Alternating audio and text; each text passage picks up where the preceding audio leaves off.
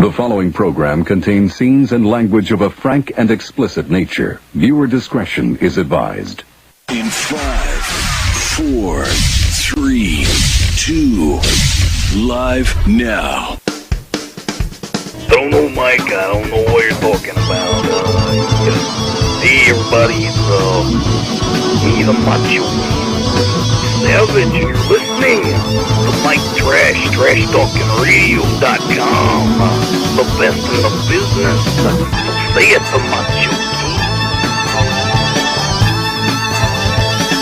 Wrestling fans throughout Radio Land, listen to Trash Talking Radio at TrashTalkingRadio.com. Every Tuesday from 7 to 10 o'clock, you hear guys like myself, the You Ganon Giant come out.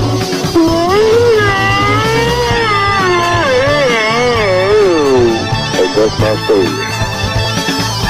Using mere words to describe the Trash Talking Radio Show from 7 to whenever we get done is like using a screwdriver to cut roast beef.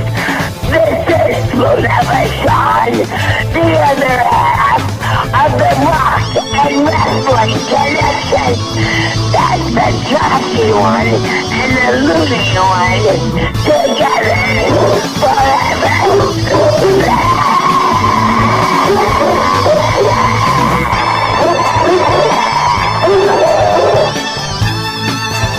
Hello, ladies and gentlemen.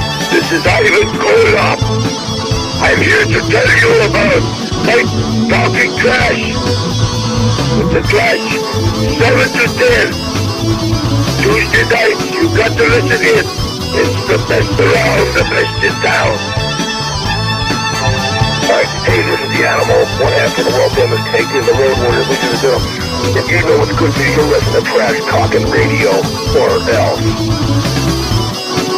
Everybody, you're watching Trash Talking Radio. This is Hulk Hogan. Hulk, what do you got to say about Trash Talking Radio? Well, I gotta say that I just bought Trash Talking Radio. You're out of the picture, dude. This is my show, and you better watch, because what you gonna do when Hulk Hogan's brand new Trash Talking Radio runs wild on you? This is the Vital Idol, and you're listening to Trash Talking Radio every Tuesday from 7 to 10 on TrashTalkingRadio.com. And remember this, when the Vital Idol tells you, it's got to be true. And when it's on the internet, it's got to be real. It's Trash Talking Radio every Tuesday from 7 to 10. I am the top of pop, the king of swing, the international rock star way above par, the host with the most, Mr. Tuesday Night, the Vital Idol, Classy Mike Trash, and thank you very much.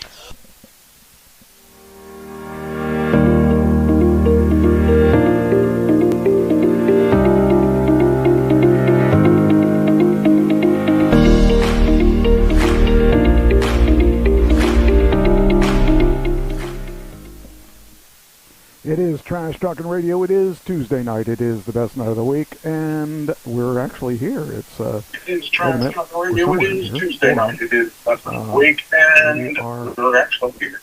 Here, there we are. Okay, there we are. Hey, how you doing, Doug? I got to get your head back in there. Your head's cut off, partially. Okay. Oh, that's me. That's not you. That's you. This one's you. All right, I'm going to give you your forehead back. Well, that's your side head. All right, it's this one then. There. Now I got you. Okay. Now you're good. Now you're good. Okay. Oh, wait. Oh, hold on. Hold on. They can't hear you. I thought I pushed your button, but they didn't. Okay, now talk. I have to apologize to your audience. I'm the reason why we're late tonight. It's usually technology, but tonight it was me. Hey, fortunately, we got that one issue gone. It's at least now. It's temporarily fixed. I see my sister made it for the first time in a couple of weeks. She's been missing in action. She calls me usually Thursday or so, and she goes, "I missed the show again. I can't believe it's." She goes, "Tuesday came and went, and I didn't know where it was." So, she's back, and Christine's in the chat room, and I don't know who else, but we got a couple people in the chat room this at the beginning of the show. That's really cool. Yeah. So anyway, all right, let's get things going. We got all kinds of things to talk about. We had the discussion last week about the bands, and I decided I'm going to make that into a short clip for those that didn't see the show that would find that interesting. The one thing is, the stupid thing is, I lost the link to where that article was, so I can't link it to that article because we never actually brought it up. I just brought the spreadsheet up and talked about it, and it's funny because I went to put it in the short clip and I couldn't find the article anywhere, and I went into my history and everything, and I can't figure out where it is. So, they don't really need to know. Somebody believed that was the best hits, so that's what I'll have to say because I obviously didn't think to put it up there for some reason. And I always put the links up there. I always bring the links up, but I brought up the spreadsheet instead. So, yeah, happens. Anyway, what do we got? Let's see. Oh, I see Amy Sue's there. We see. This is like when I was a kid. There was the Romper Room. Did you watch? Yeah. Was Miss Marcia your? She your? Yeah. She was the favorite. One. And I see Christine. I see Anne. I see Amy Sue. I remember whenever they'd say my name, I'd be all excited. Oh man. Anyway, all right. What are we going to talk about today? I got all kinds of stuff to talk about. We got two deaths, and we got a couple clips I could play, and we got all kinds of news that we'll get through what we get through. Oh, what do you have for a topic? What are you voting against if you vote for Biden? Ooh. And what are you voting against if you vote for Trump? Ooh. Yeah, that's. I heard it on a radio program, and I thought I would embellish it and steal it. That's a good one to do. Yeah, I don't even know how I'd answer that. I stole it from a radio program of a formerly disgraced Fox News anchor. I want to talk about something that should be interesting to you. Infowars.com. Okay. We'll talk about that. In fact, why don't we could talk about that now. There's a death right there. Infowars is dead now. Yes. I don't know if I have it on my list of things or not. I did have it on my list earlier, but we never did it because we did other things. But it's something that I read a lot of stuff about it lately. All I could say is sometimes the good guys do win. And, what's his name? What I can't think of his name off the top of my head. The guy, the InfoWars guy. What's his name? Yeah, I can't think. You can't either, so it shows how important it was. Anyway, he was saying that the Sandy Hook thing was all fake and that they were all actors and actresses, and they sued him. And ooh, did they ever sue him? What was it, $1 billion? What was it, $1.3 billion or something? It's the award, what they were awarded, and he doesn't have that. I'm sure he doesn't have that money. So they're making him sell off InfoWars for one, and man, that's got to be some kind of record, the amount of money they're getting for that. And I think it's justified. The guy deserves it. All the crap he gives to other people, it's about time he got the crap. He got it back. Yeah, it's really amazing. That guy, he's such a pain. And I listened to his stuff, and I couldn't stand. Can't stand him. He just goes on and on and on, and anybody that has that much hate and that much hatred in his heart, it just. Yeah, he's just a hater. That's all he is. And he made his money off of being a hater. Because there's haters out there that would listen to him. Yeah. So why were you listening to him? Why? I heard. I never listened to his stuff firsthand. Most of the stuff I heard on Howard Stern about him, and Howard Stern hates him, and I heard Bubba the Love Sponge say some stuff about him, but Bubba's no better than he is. I can't believe. What's it say? Are you softer? What? Mike, you are softer than your co-host. I'm not sure if that's a compliment or not. I'm softer than you are. What's that mean? I don't even know what that means. Maybe voice. Oh, well, let me take a look. Oh, okay. Let me see if it's turn that up voice. a little bit. Okay. That might be what you're talking about. Okay. All right, there we go. I should be better now. See, it's hard to, you see, I can't mix this like a regular, if he was in the studio, I could mix him better. Because then I could hear what he really sounds like versus my voice. But you see, I hear him from a speaker in here, so I don't hear him through my headset, so that means I have nothing to mix with. So you guys, yeah, thank you for telling me that. I can fix it, or I did fix that, I hope. Anyway, so the guy's I don't know, he's an extremist, and he believes in all these conspiracy theories and all that, and conspiracy theories are one thing, but when you're talking about families that have lost their children, man, that takes a lot of guts. I could not do that. I could not go after them, even if there was a suspicion that it might be fake. But how could you believe that was fake? And I don't know. I felt bad for those people. Can you hear me now? Okay. She says can barely hear you, but I don't know if she heard that 30 seconds ago or I'm waiting to. Well, she says maybe she can hear me now. Hopefully. Let me turn it up just a little bit more. I don't want to blast your ears out, though. And I know I'm not balanced in there. For some reason, this does not have me balanced the way it should. I should be right down the middle, and it's not. I'm off to the right. And that's not my political standing, just so you know. Anyway, all right. That was the one big story that I thought was really interesting, was that, that... Oh, I don't know. Yeah, I did turn this on. Okay. I wasn't sure if I was behind or... Somehow your head is moving. Okay, I got to change your head. That's what it was. That's what I was doing. That's why I had that up. The top of your head needs to come off. I think that's this button here. Yeah. There we go. Okay, now you're good. All right. Now, there. Okay. Please and thank you. Also, there is a hiss in the back. Yeah, the hiss I'm going to work on. I'm still working on some of the weird things that are happening.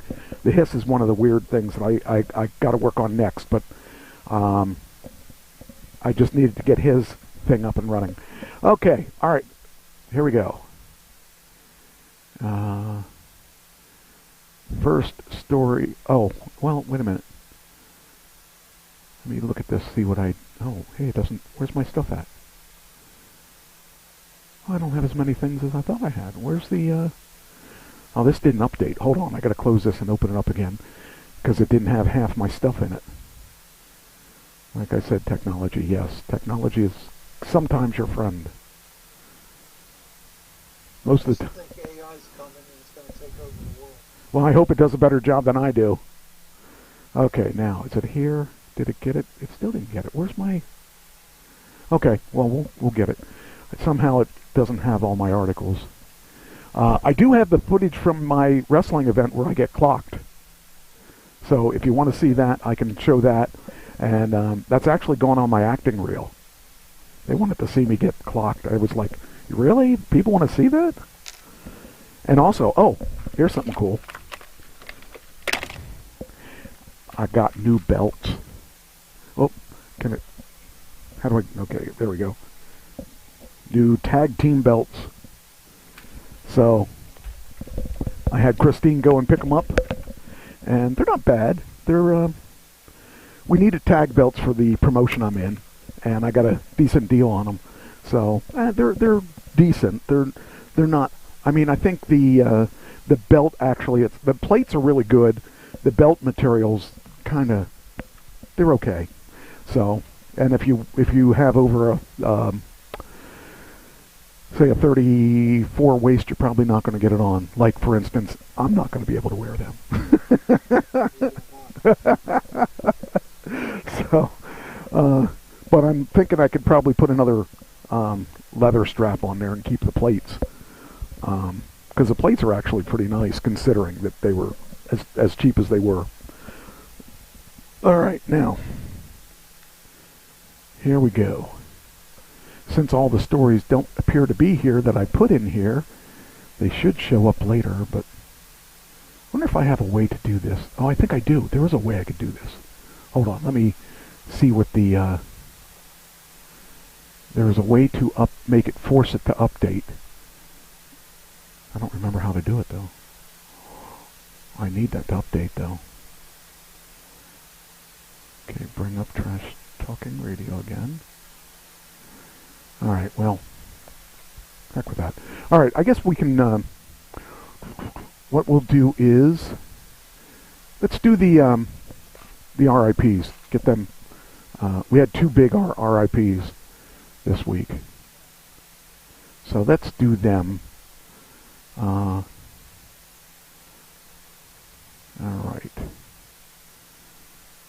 See, that's why I knew that this didn't update, because the RIP links I put in here, and they aren't here. So that's why I know it didn't update. That's really strange. Really should have updated, though.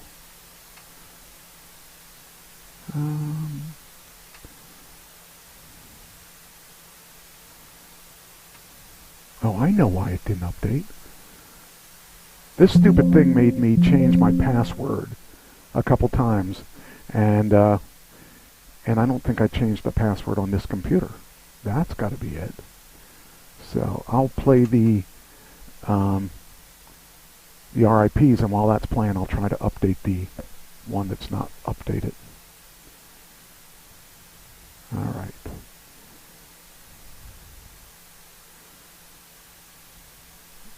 Almost. Okay, here we go. Baseball or actor? Baseball. Baseball? Okay. The first one is a very legendary, very, very legendary.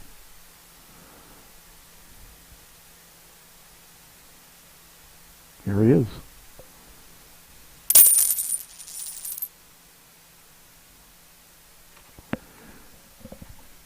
Put my little advertisement at the beginning. Willie Mays, the legendary Hall of Fame center fielder known as the Say Hey Kid, passed away on June 18, 2024, at the age of 93. His death was announced by the San Francisco Giants and confirmed by his son, Michael Mays. Born on May 6, 1931, in Westfield, Alabama, Mays began his professional baseball career in the Negro Leagues with the Birmingham Black Barons in 1948. His exceptional talent quickly propelled him to Major League Baseball, where he debuted with the New York Giants in 1951. Key highlights of Willie Mays' illustrious career include: Hall of Fame induction. 1979, Mays was inducted into the Baseball Hall of Fame in his first year of eligibility, cementing his legacy as one of the greatest players of all time. 660 home runs. Over his career, Mays hit 660 home runs, ranking him among the top home run hitters in baseball history. The catch. 1954 World Series, Mays made one of the most iconic plays in baseball history with his over-the-shoulder catch of Vic Wertz's fly ball during Game 1 of the 1954 World Series. 24 All-Star appearances. Mays was selected for the All-Star Game 24 times, showcasing his consistent excellence and popularity throughout his career. 2 MVP awards. He won the National League Most Valuable Player award twice, in 1954 and 1965, highlighting his dominance in the sport. 12 Gold Gloves. Mays' defensive prowess earned him 12 Gold Glove awards, underscoring his all-around skill as a player. Mays' career spanned from the golden age of baseball, where he played alongside and against legends like Joe DiMaggio, Mickey Mantle, and Duke Snider, to the modern era, where he witnessed his godson Barry Bonds set the career home run record. His influence extended beyond the field, as he played a significant role in advancing civil rights and inspiring future generations of athletes. In 2015, President Barack Obama awarded Mays the Presidential Medal of Freedom, recognizing his contributions to sports and society. Mays' legacy is also immortalized at AT&T Park in San Francisco, where the Giants dedicated Willie Mays Plaza in his honor. Willie Mays is remembered not only for his extraordinary achievements on the field, but also for his charismatic personality and the joy he brought to fans. His passing marks the end of an era, but his impact on baseball and American culture will endure for generations to come. Born May 6, 1931. Died June 18, 2024. Your legacy will live forever.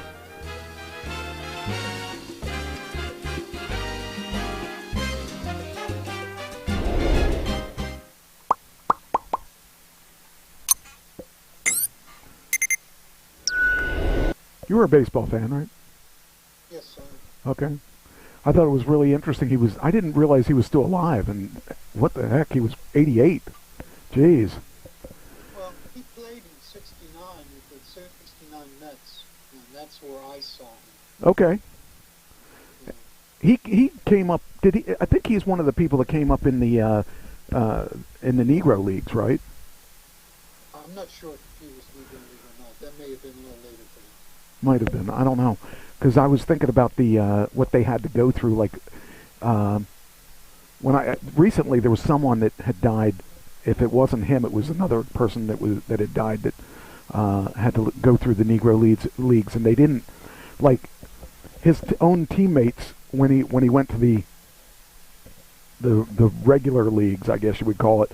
Didn't even want him there, even though he was such a phenomenal player, and that to me seems so strange. But I guess, I mean, for the time, that's the way it was. But that was back in the time of separate but Yeah. equal. You know, we love the fact that you can play so well, but you can't use our. You know, that's just so weird to think that you'd have your own locker room and all that. They'd have to shower after the weight players. Yeah, just unbelievable. The things that they saw. And it's such a shame that it was that way, but he was he definitely was good at what he did, so you can't deny him that. So, all right, next we have another legendary guy, and actually he's somebody who, when I was sitting trying to figure out, like they tell you who is it that you could replace on TV. And I had my friends tell me who they thought, and I needed 10 names. This person's name came up and said I could replace him if he were to die. Guess what? He died. Now maybe I can get some work. Not that I'm having problems finding work, because I actually just I got signed for the thing in I think it's in New Jersey. I'll be playing a patient, an Alzheimer patient. And it's for a study. Yeah, I mean, I don't even have to learn any lines. Pretty much just be myself. And actually, I was an Alzheimer patient in the one thing I was in, agency. So, yeah, that's kind of fun. So I can get to be him again. So I hope they don't want me to remember any lines, because I won't remember them. Anyway. All right, so Donald Sutherland is the other one. Hey, right there it is. That means I don't have to look for it. Oh, wait a minute.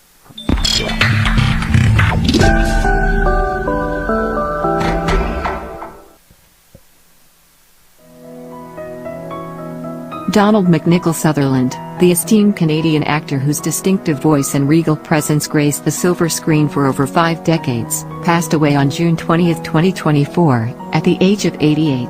His death was confirmed by his agency, CAA, and his son, Kiefer Sutherland. Born on July 17, 1935, in St. John, New Brunswick, Canada, Sutherland's early life was marked by health challenges, including polio and pneumonia. Despite these obstacles, he pursued his passion for acting, studying engineering at the University of Toronto before refining his craft at the London Academy of Music and Dramatic Art. Sutherland's career began with roles in British television and Hammer horror films, but his breakthrough came with the 1967 film The Dirty Dozen. This role led to his iconic portrayal of Hawkeye Pierce in Robert Altman's MASH, 1970, which established him as a significant figure in Hollywood. Key highlights of Donald Sutherland's illustrious career include MASH, 1970. His role as Hawkeye Pierce in this groundbreaking satire brought him widespread recognition. Klute, 1971, starring opposite Jane Fonda, Sutherland's performance as John Klute showcased his versatility. Don't Look Now, 1973, His portrayal of a grieving father in Nicholas Roeg's psychological thriller remains one of his most acclaimed performances.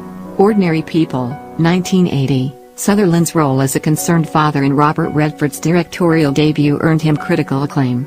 Invasion of the Body Snatchers, 1978, and Animal House, 1978. These films highlighted his ability to excel in both horror and comedy genres. The Hunger Games series, 2012 to 2015, as President Coriolanus Snow, Sutherland captivated a new generation of fans. Television work, his performances in HBO's Citizen X, 1995, and the miniseries Trust, 2018, earned him 2 Golden Globe Awards and an Emmy. Sutherland's contributions to cinema were recognized with an honorary Oscar in 2017. Despite never receiving an Academy Award nomination, his impact on the film industry was profound. He was also honored with a Canada Post commemorative stamp in 2023. Throughout his career, Sutherland was known for his ability to bring depth and authenticity to a wide range of characters, from taciturn, self-doubting figures to autocratic rulers. His work spanned over 200 film and television credits, making him one of the most prolific actors of his generation. Sutherland is survived by his wife, Francine, and his children, Kiefer, Rachel, Rossif, Angus, and Rogue, as well as 4 grandchildren. His legacy as a versatile and dedicated actor will continue to inspire future generations. Donald Sutherland, actor, born July 17, 1935, died June 20, 2024.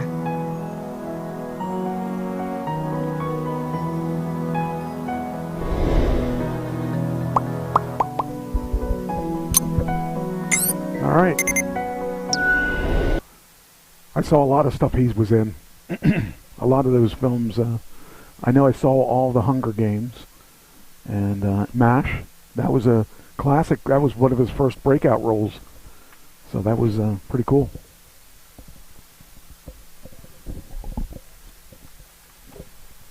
That's the 2 deaths that we have.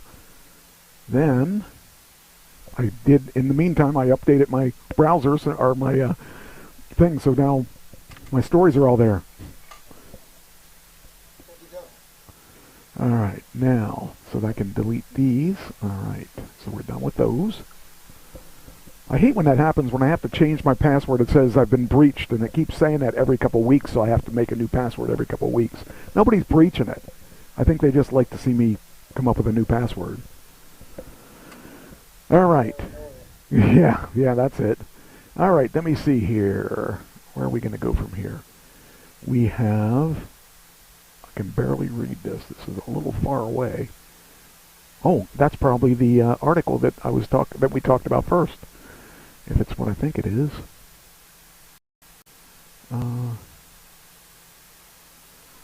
Let's see.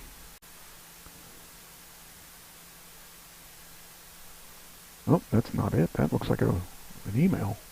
Was that going to? Oh, I don't need to go there. This is where I want it to go. There we go. There it is. Alex Jones. That's the guy. $1.5 billion assets to pay Sandy Hook debt. So that'll teach him to talk badly about dead people. He can see dead people. He's going to feel it now. He's not a very nice person. No. How could you be? That just is crazy. $1.5 billion. That's stunning to me that they went for that much money. I'm glad they got it. I mean, they're not going to get anything. They're going to liquidate everything he's got. He's hiding assets everywhere. And if he does anything smart, he'll lay low, and he'll just not ever be seen again, which is all they all wanted anyway, just to have him shut up. I mean, if I had a kid that died in that, I wouldn't want it to be, I wouldn't want to be just hearing that kind of rhetoric about, oh, it was just a government conspiracy. Why would you do that? What kind of person does that? So, I knew I had something on it. I just didn't know where I put it. That shows how important he is to me. It says a federal judge on Friday ordered the liquidation of conspiracy theorist Alex Jones' personal assets, but dismissed his company's separate bankruptcy case, leaving the immediate future of his InfoWars media platform uncertain, as he owes $1.5 billion for his false claims that the Sandy Hook Elementary School shooting was a hoax. Why couldn't they have broke into his house? He could have called it a hoax then. Just crazy stuff.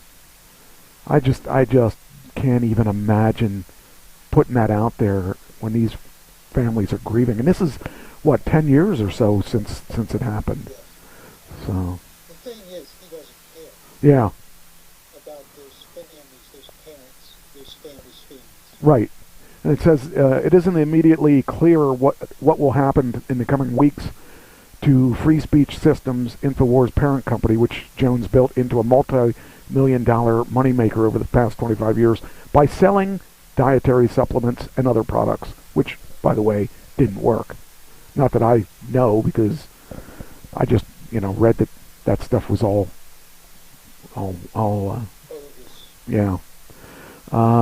I believe in free speech, but I mean, you don't do the free speech thing to hurt other people.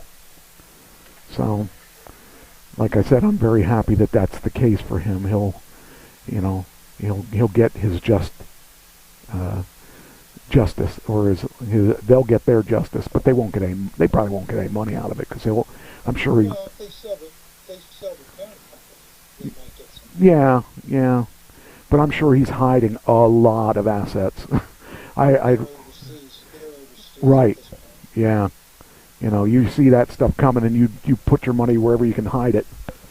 But I think that he's got enough to pay high-priced accountants and high-priced lawyers to get it done. Yeah. Well, the high-priced lawyers didn't get it done the way he wanted it done. So I'm happy about that. The jury probably had such sympathy for the families. Yes. He didn't stand a chance. I mean, how could you not? I felt. I remember that when that happened, it was just so horrific that anything like that could happen. Like, why? If you're going to break in to kill people, why would it be children like that? Why would it be at a school at all? I mean, I have friends that went to that the place in Florida where the kids got shot up. I have friends that actually went to that school and have children in that school, and they last thing they want to do is relive that again. Anyway, I'm glad that glad that they did do something about it. Why don't you tell you how many conspiracy theories are out Yeah. there? Yeah. Oh, believe me. Yes. Yeah. I don't know. Then we got partying like it's 2016. Deadpool and Wolverine has a release date with their new movie, which I am really looking forward to this movie. I am such a Deadpool fan and a Wolverine fan, and to see those two together, he's the only character that has actually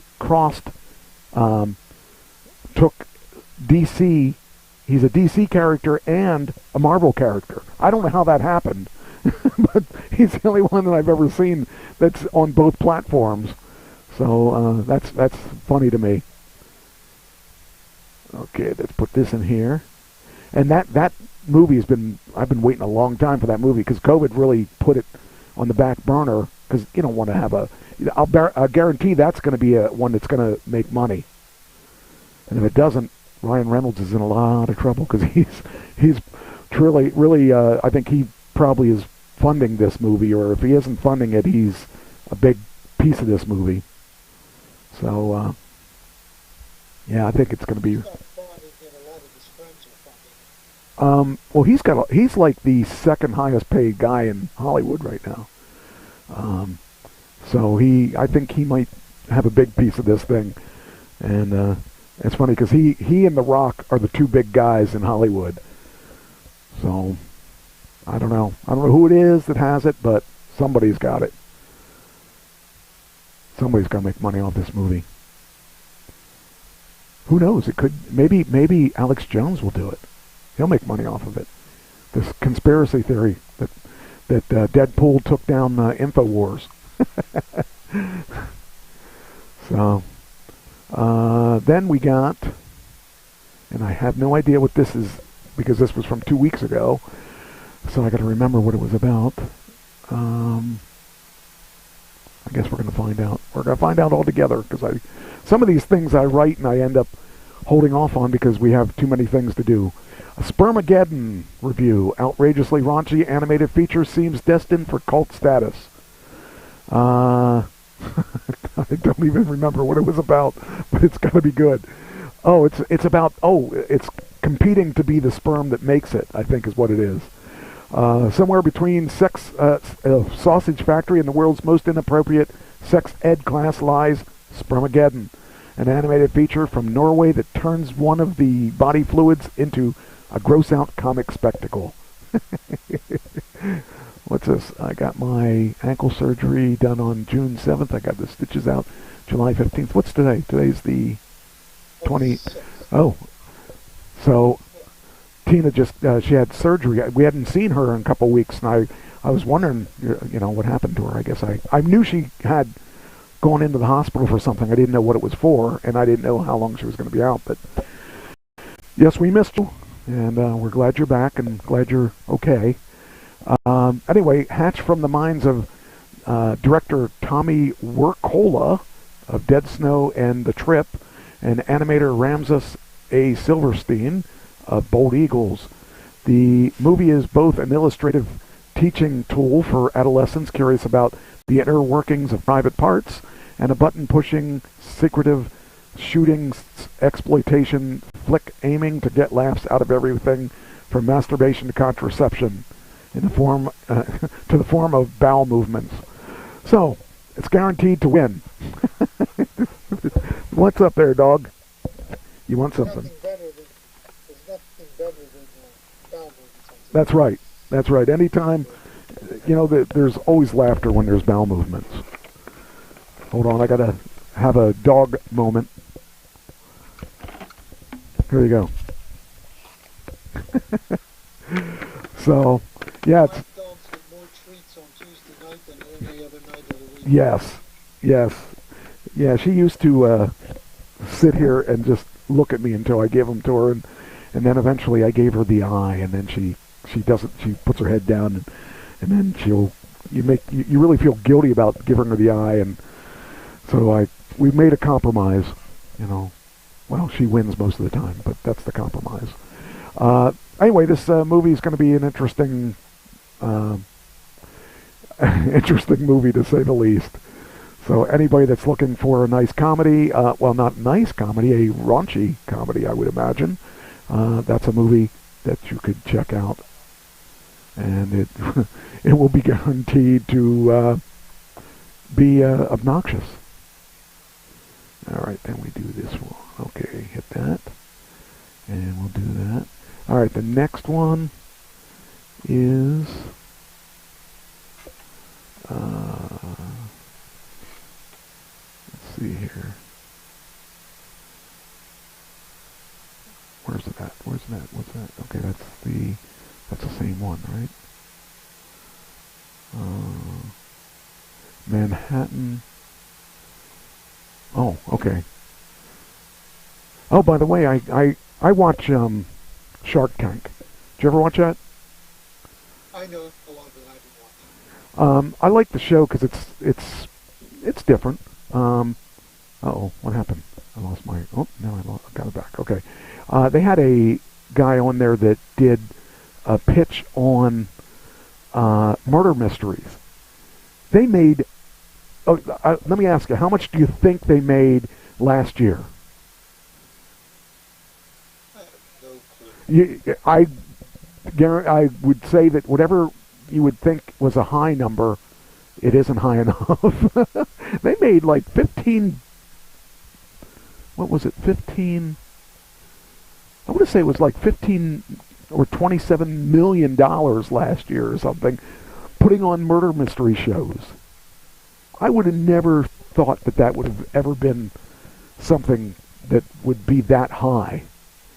But so this is in a movie theater? No, what they do is they stage?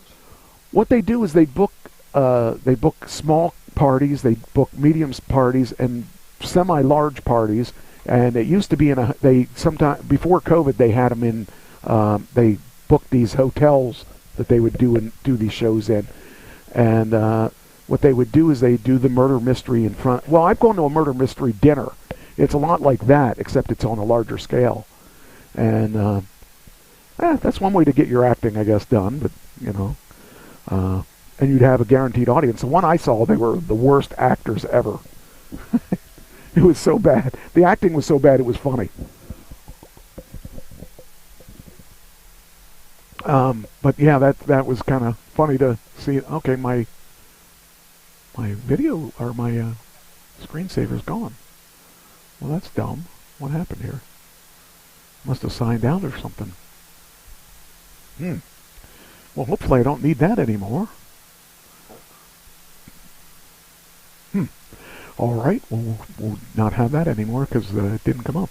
All right, next one is, what's this? Netflix something. Okay. Ultra Rising review. A Japanese franchise gets a heartwarming American reboot. So I guess they have this Ultraman. Never heard of him. For millions of Japanese viewers as well as countless fans across the globe, the Ultraman franchise, pitting a giant superhero against a giant kaiju creatures of all shapes and breeds. A popular staple since it was first launched as a TV series in the 60s. I never heard of it, but it's Japanese, and that could be why. Well, I used to watch it. Really? Yes. Oh, so it was in the United States, too?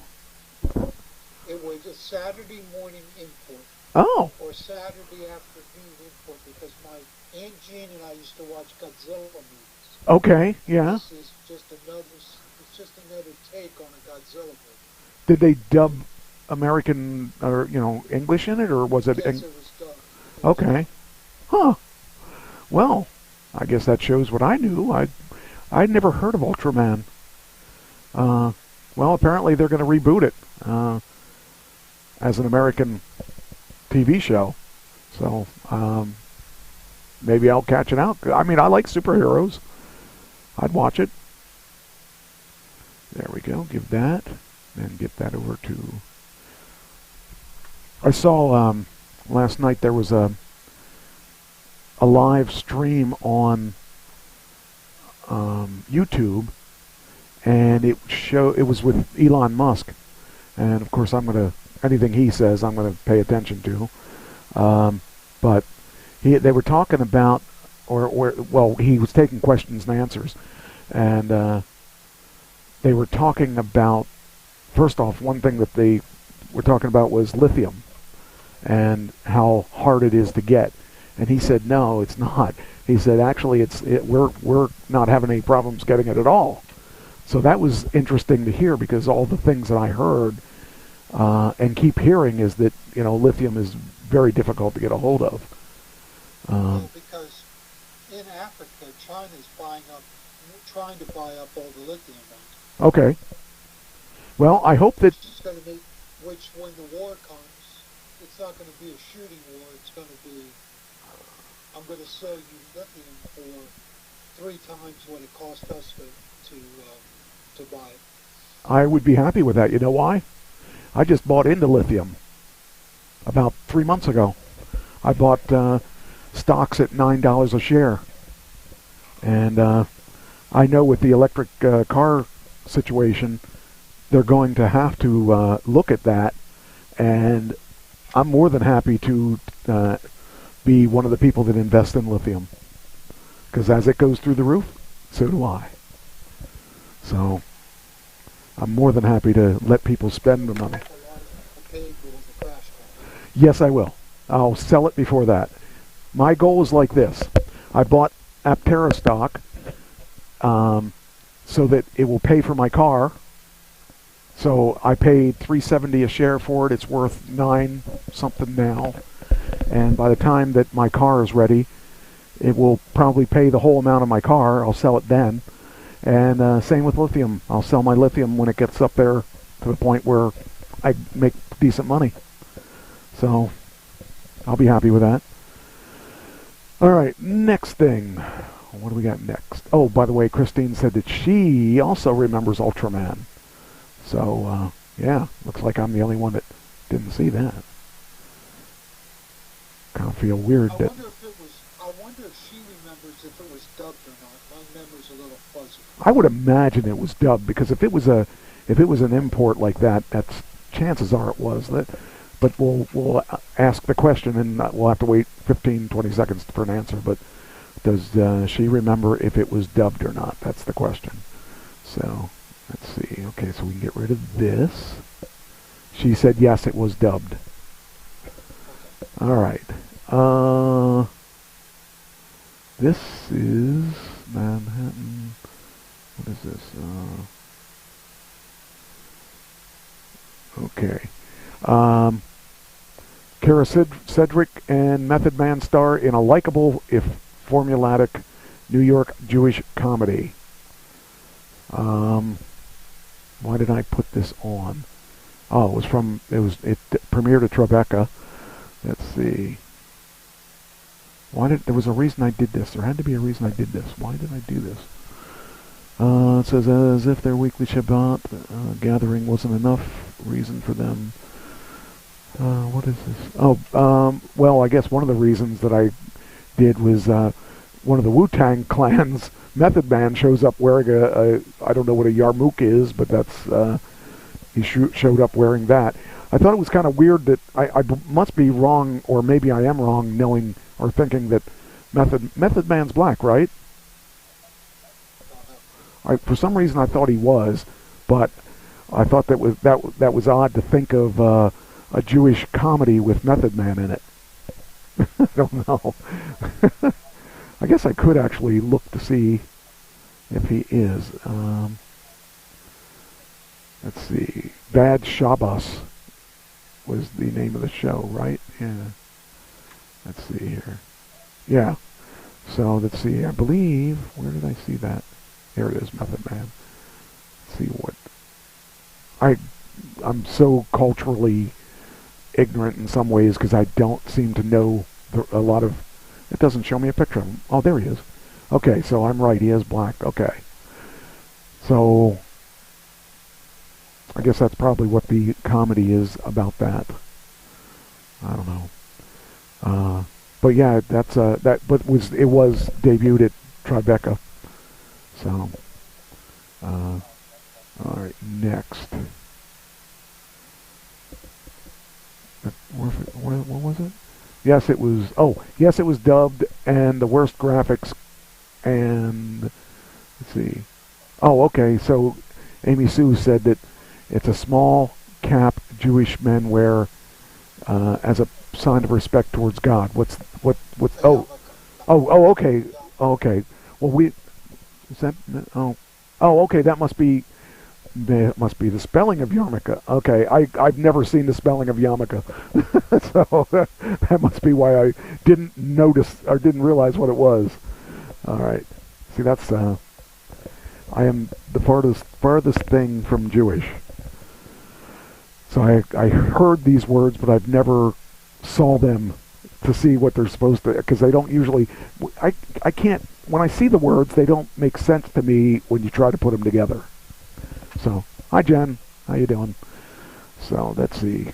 All right, next one. All right. Okay, next one. Oh, I forgot to mention this last week because this was pretty big. So, Justin Timberlake was arrested for drunk driving.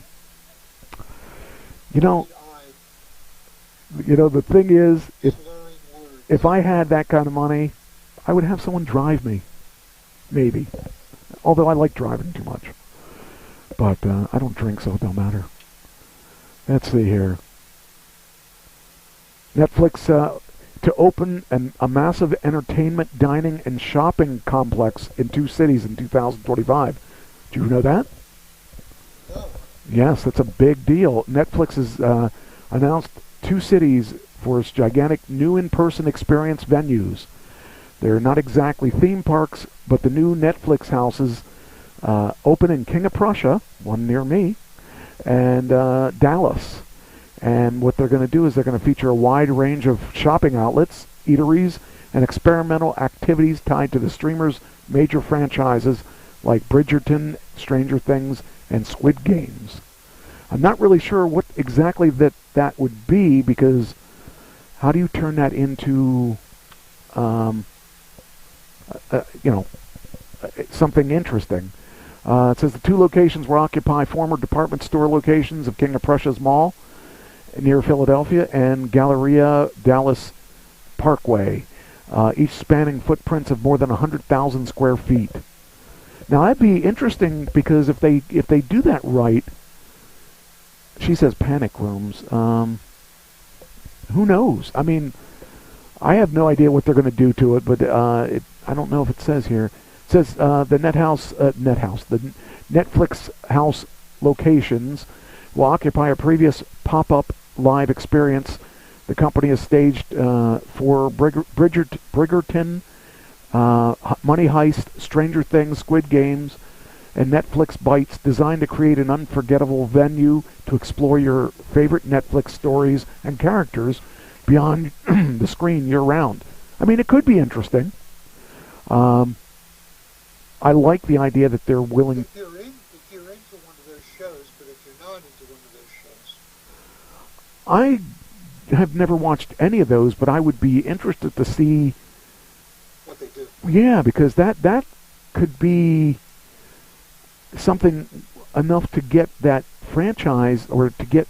That may get me interested in watching whatever it is, but it could be, the idea is that it could be an experience like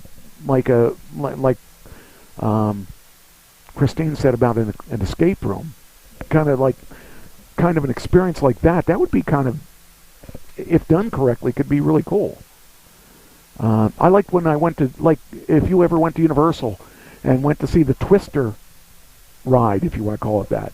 You walk through it, and they recreate the movie, the outdoor movie scene, and they have the winds and stuff all around you, and the flying cow and all that stuff comes out. If they do something that's on that way of doing things, it would make it would be interesting to me if they could recreate, like, say, a good scene from one of those shows. You get to be in that scene, or I'm not sure what their idea is, but that would make it really kind of fun. So I would be into that. Oh, here it is. Couldn't find the Justin Timberlake thing. I thought that was bringing that up, but there it is. Justin Timberlake arrested for DWI charge in the Hamptons.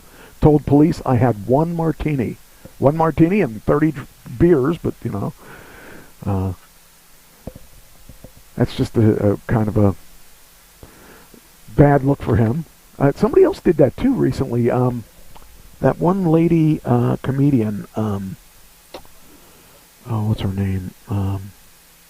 She's got a mole right there. I can't remember her name, but anyway, she did that too recently, and she kept saying, I wasn't drunk. They took me in, I wasn't even drunk. But yeah, they took him in, and I'm sure that they tested him before they took him in too, because he was put in handcuffs. So, says Timberlake identified as a 43-year-old Franklin, Tennessee resident, and he was arraigned and released without having to post bail about 9 hours after he was arrested. So, what do you want? I gave you something. Yeah, you've got something already. She just looks at me with those eyes. So, I don't know. He pleaded not guilty and was to appear in court July 26th. And, I don't know. It's a shame. Guys like that, everybody looks up to them, and then they do something like that, and doesn't look good for them. Did I do this? Did I save this? Did I send it? I did not. Okay. Got to put him in there too. All right. So what? What's that? My camera just told me to take a break. I've been watching for a long time. Your camera told you that? Yeah. It had a continue watching on, so I just touched that. I never saw that before. Yeah, it told me I was watching too long. Jeez. What were you going to say? You have it on mom mode.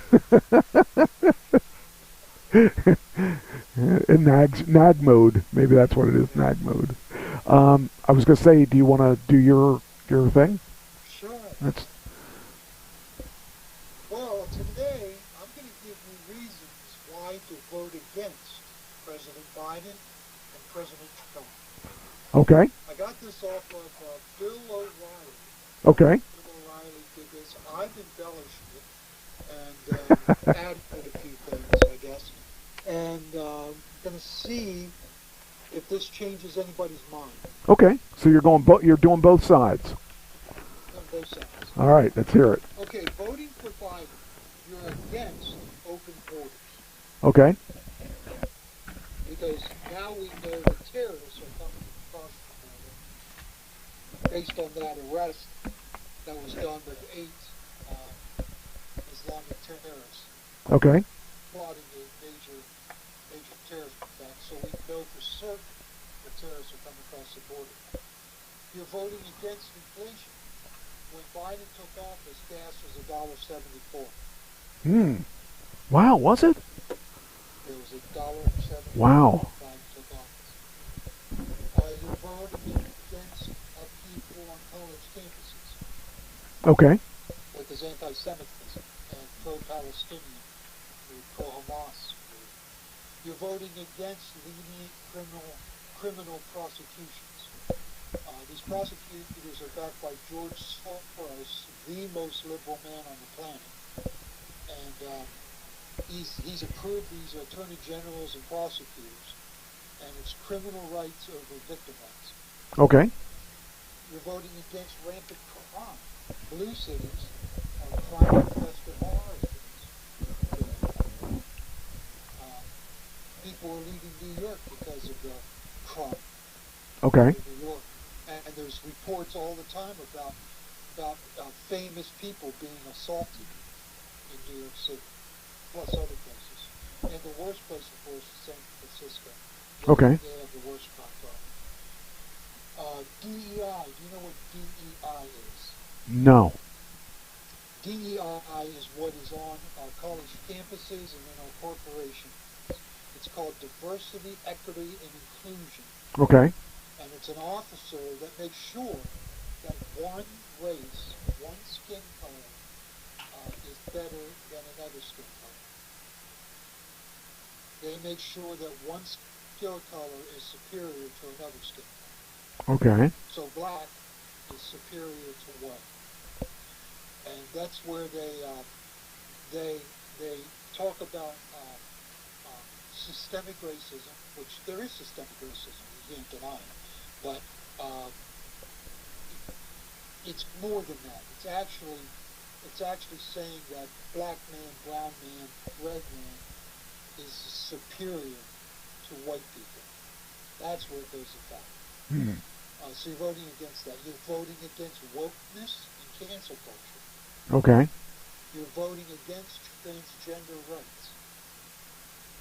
Okay. You're voting against a world at war. They mean by that is that we have a weak president that no one respects. Okay. Putin doesn't respect him. China doesn't respect him. Iran doesn't respect him. Therefore, we have these tensions and wars by these three people. Higher taxes on corporations. We're voting against that. Well, Biden wants to raise it to 28%. The problem is that trickles down to you and me in higher prices. Right. Corporations are not absorbing the new taxes. We're absorbing their new taxes. That's the problem. Student loan forgiveness. There's a lot of people out there that are very angry at student loan forgiveness because they work very hard their adult lives to pay off their student debt. Yep, I agree with that. Yeah, I don't like that at all. I think voting against unlimited abortion up to birth and even partial birth abortions.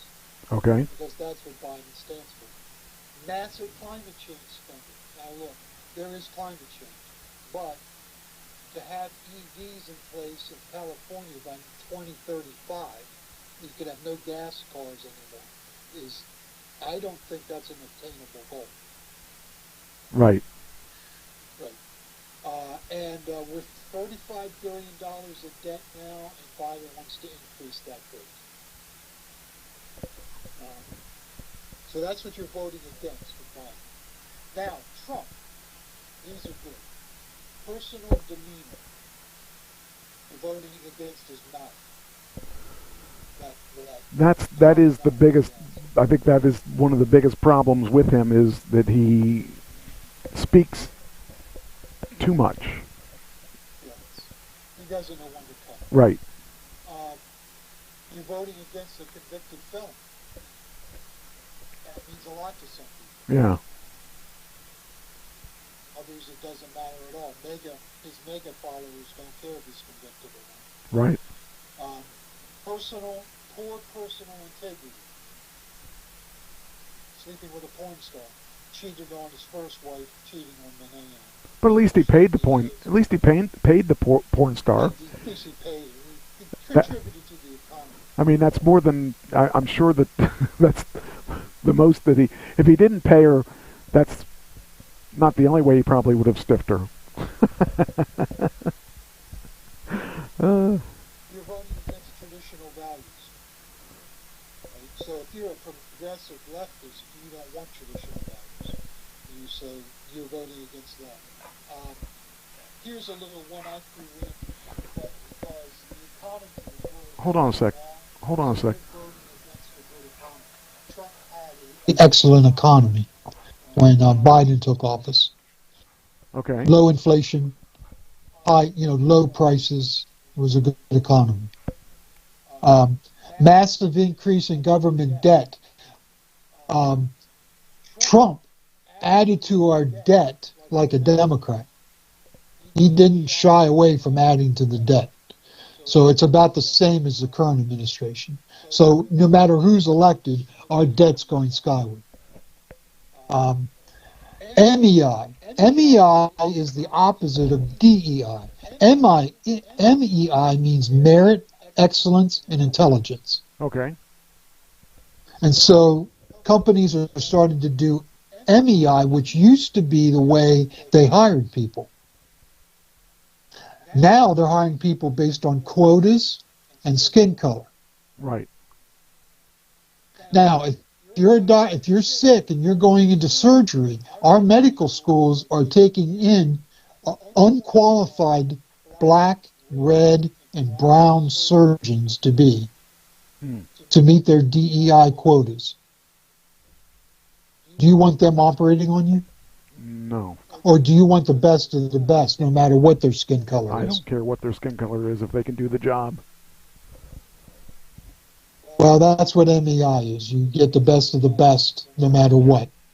The problem is we need better schools in poor districts, right? So that these kids have a shot at being surgeons. Right. Anti-woke culture, anti-progressive culture, anti-socialist and communist running the country. And a much more peaceful world. Right. You're voting against that. So, I don't know if that swayed anybody one way or the other.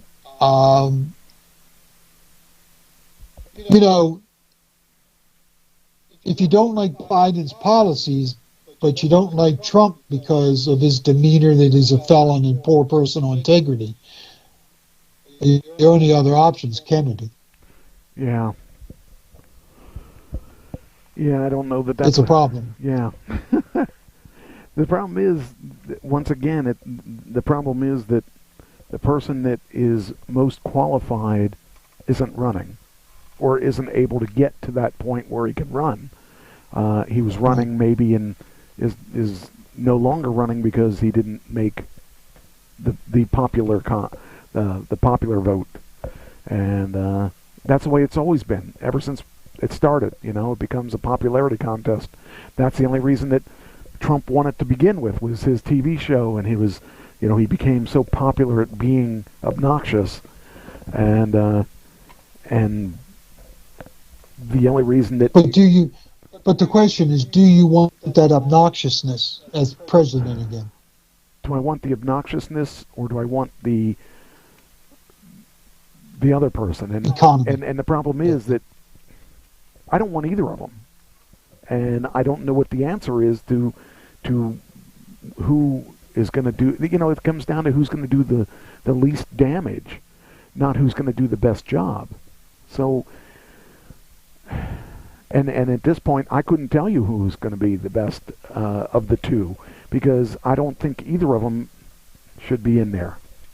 And I wouldn't have said that years ago. I was a firm Trump believer, and I believe that Trump did what he said he was going to do, which is one thing that I feel is important. I didn't agree with everything that he did, but I did see him do a lot of the things that he said he was going to do. I don't like what Biden did. I don't like, the fact that he forgave a lot of young kids with their loans. Well, they didn't do that when I went to school. I had to pay my loans back, That's right. And we had 30 years or whatever it was to pay it back. And if I were to pull funds, that wouldn't have been where I would have pulled it from. I just think. And the government's not paying for that. We are. Right. Because that's going to be passed down in higher taxes. Exactly. So if I was... So the working class who doesn't go to school is going to be paying for upper class that goes to school. Yeah. Had someone paid mine, I would have gone for the top of my education.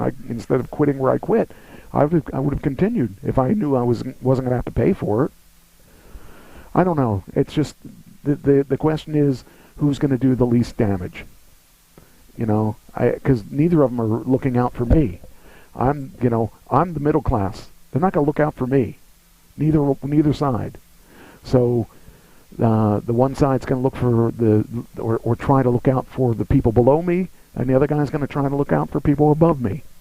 So, in my perspective, I know who I'm voting against, but I don't like Trump being Trump. Yeah, me too.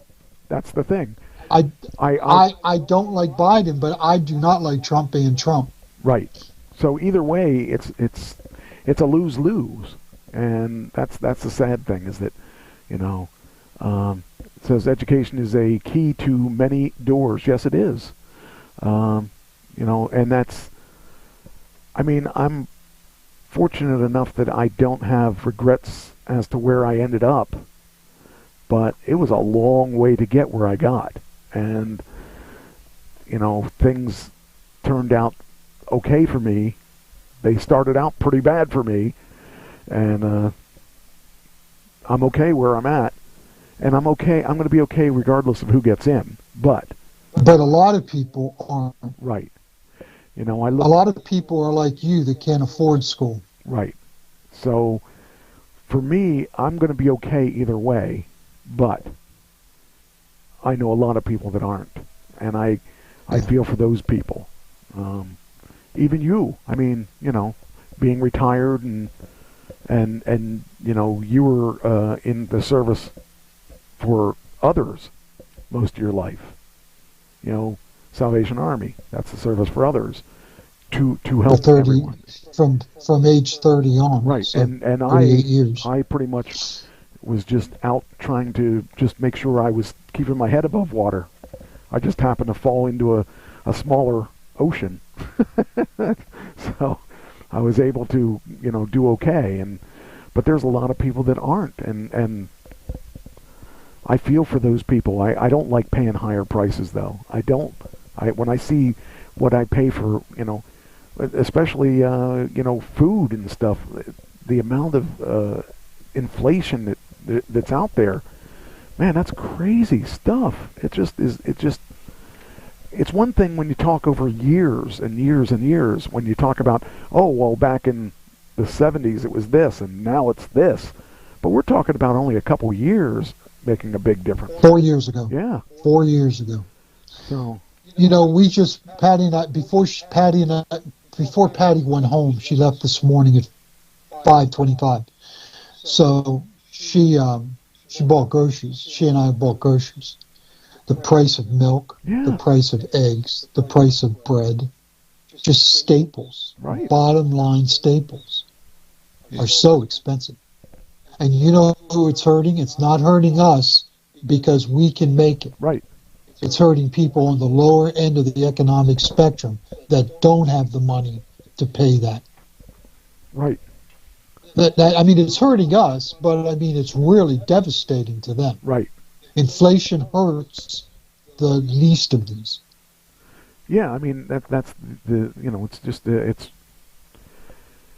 it's such a shame because there's no middle ground.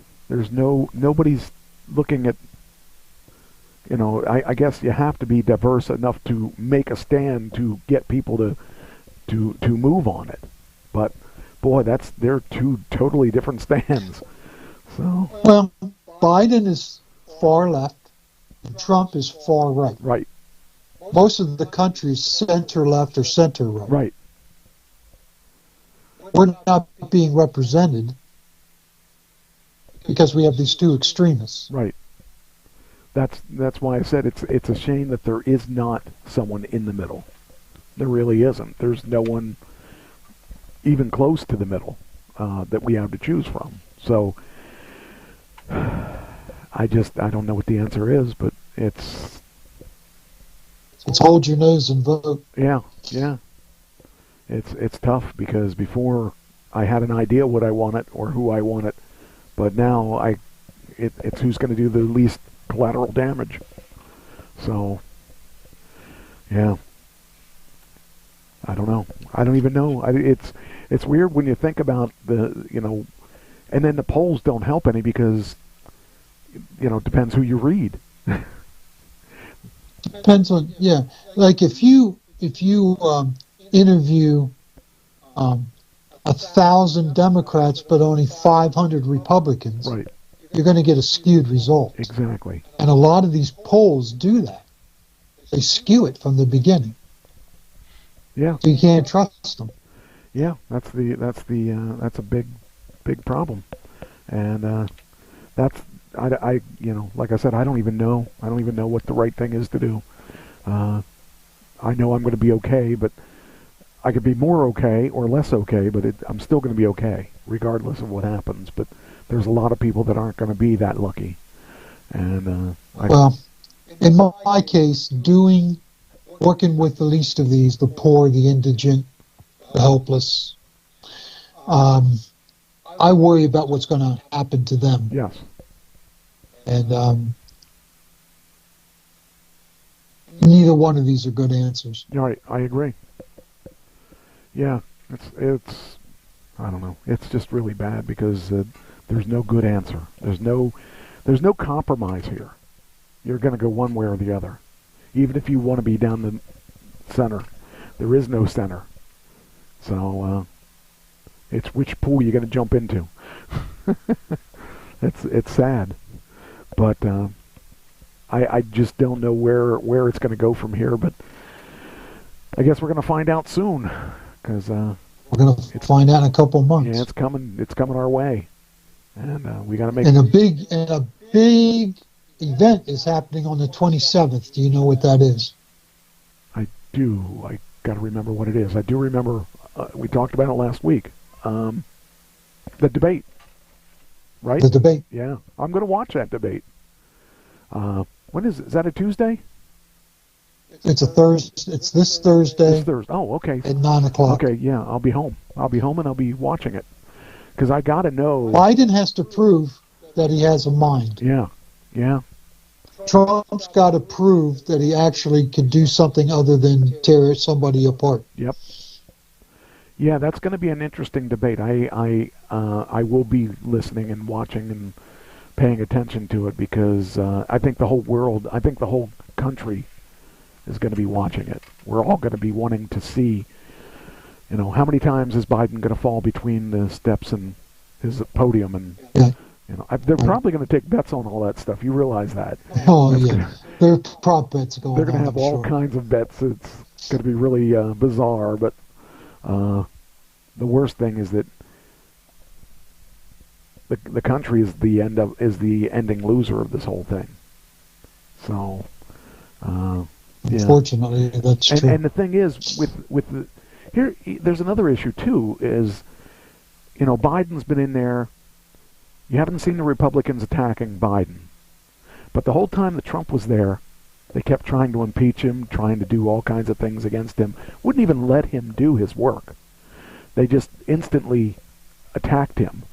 And I don't think that made it any better, that they wouldn't let up on him, wouldn't let him do his work the right way.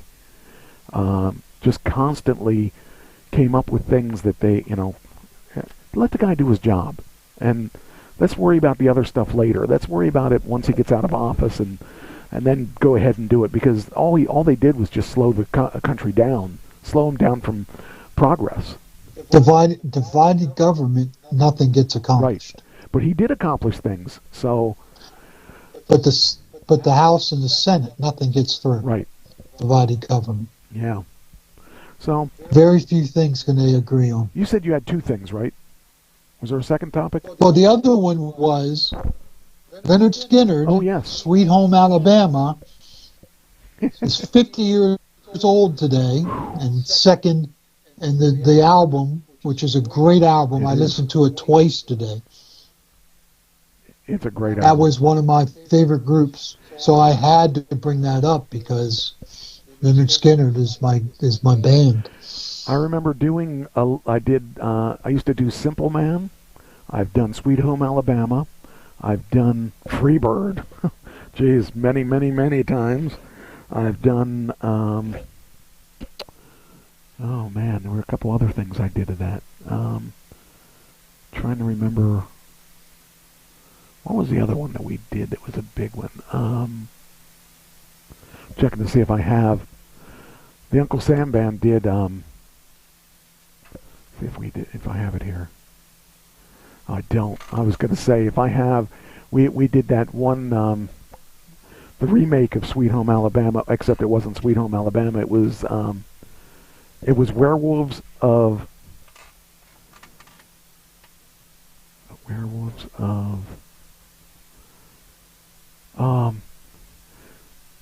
oh shoot, what was it? It wasn't Werewolves of London, because that was somebody else. It was Werewolves of Alabama. Werewolves of Alabama is what it was. That was the name of the song. I have to dig it out for you. It was a fun song. What we did was we took Sweet Home Alabama. We took Werewolves of London, and we took Steve Miller's Take the Money and Run, and combined. Take the Money and Run. Yeah. Combined them. Yeah, and it was a good song. It was it was definitely different. And when we would play that, they would think they were getting Sweet Home Alabama, and they were like, "Wait, what? Wait a minute, hold on." And I used to, I had a werewolf mask, and I would put it on my hand, and I would, it was funny. People loved that. I miss those days. We had a lot of fun. Okay, so I have a question for you. Yeah. Has your band played since last week? No, but we're working on it, because we actually haven't even practiced, because it got so hot we couldn't practice in our practice room. We'd be dead. But we're going to practice Friday morning so that we can beat the heat, and instead of Sunday, which we usually practice Sunday. And it'll be interesting to see. Hopefully it won't be too hot. We're going to get started early and hopefully get done early, and we got to talk about. I gathered up some places that we could play at, and they're going to go try and book the places. So we need to get some jobs, but we did that one job, and we wanted to see how we were going to do, and I think we did really well, and that everybody seemed to be happy with everything. So I didn't get kicked out of the band yet, so I did my job. Okay. Well, that's the test, whether you get kicked out. Yeah, I mean, I'm the last guy in, so I would be the first one out, I would imagine. But, yeah, it's I think we're going to do good. I think once we get this thing rolling, we're going to be playing a lot. We're doing songs that not everybody else is doing too. But everyone's going to know the songs that we do. So that's cool too, because I'm trying to find us songs that aren't overdone. Because if everybody does the same song, just stay at home and listen to the album or something. But we're trying to do different stuff than everybody else, but the same era that a lot of people are doing. And we'll have some crossover, but we're doing Aerosmith, and a lot of people are not doing Aerosmith. A lot of bands don't attempt to do Aerosmith because it's very intricate, and the people I have are really good. They're able to do that stuff, and it's really fun. But it also means I got to be on my game, because if I'm not on my game, they're gonna all know it, and I'm gonna make the band look bad, and that's the last thing I want to do is make them look bad, because they're a good talented group of guys. So this is going to be probably, when it's all said and done, the best cover band I've ever been in, because they're tight, and they listen to each other, and that's missing, and they're easygoing, and that's something. I've been in bands where people got really hyper, and you didn't do this right, you got to do it again, and to the point where you go crazy. They do this just the opposite. They don't do it enough times. Like I have played out now. I played out with them now after. I may have practiced with them 8 times, maybe 8 times before we did this job. That's not very many times. No, it isn't. That's just a week. That's a week and a day. I'd be scared to go out. I was a little scared because I didn't want to let them down, and I felt I wasn't really as prepared as I'd like, but I was okay. I made sure that I had notes. I did have my computer on stage, so I could glance over if I needed something, but I actually did pretty well. I didn't really rely on the computer, so that's good. That's what I needed to do, because I didn't want them thinking that I had to have the computer there. I wanted them to realize that I'm a professional and I know how to do it, and I wanted to show them that I do have 40 years experience. We all have 40 years experience, because we're all around the same age, and we all have done things our own way, but we got 200 years experience behind us. So yeah, it's true. It's kind of funny. But we're looking at, there's a place up the street, Millersburg, Legion, that's going to be hiring. We're going to try and go up there. I've got a couple places that are looking for bands. Red Lion has a club down there that's looking for bands. So, yeah, I think we'll have enough places to play. And really, fall is when we want to be playing, because a lot of places aren't, because of summer, aren't really packing people in because people are out on vacation and stuff. But in the same sense, this is the time we got to be ready, and we got to, like I want to play out in places that play outdoors too. One of my biggest thing is I want to play a real stage. I mean, like the kind of stages like Mick Jagger's playing. That's my big goal. I may never get to that one, but I'd like to play big stages though. And I have an inn up at the Grange Fair up in State College. They called me in January and wanted to see if Ken and I would play there. We played there 2 years in a row. They never hire bands 2 years in a row. We got there 2 years in a row. This would have been our third time. Unfortunately, I told her that Ken's not with us anymore, and I said that I was working on another band, and she asked if they'd be ready, and I said they're not going to be ready for this year. She said, okay, I'll call you in the fall. And I told her it was going to be a big band, and they have big stages there. Not as big as I want to play, but bigger than I've played in 20 years. So, last big stage I played was probably when we did Children's Miracle Network.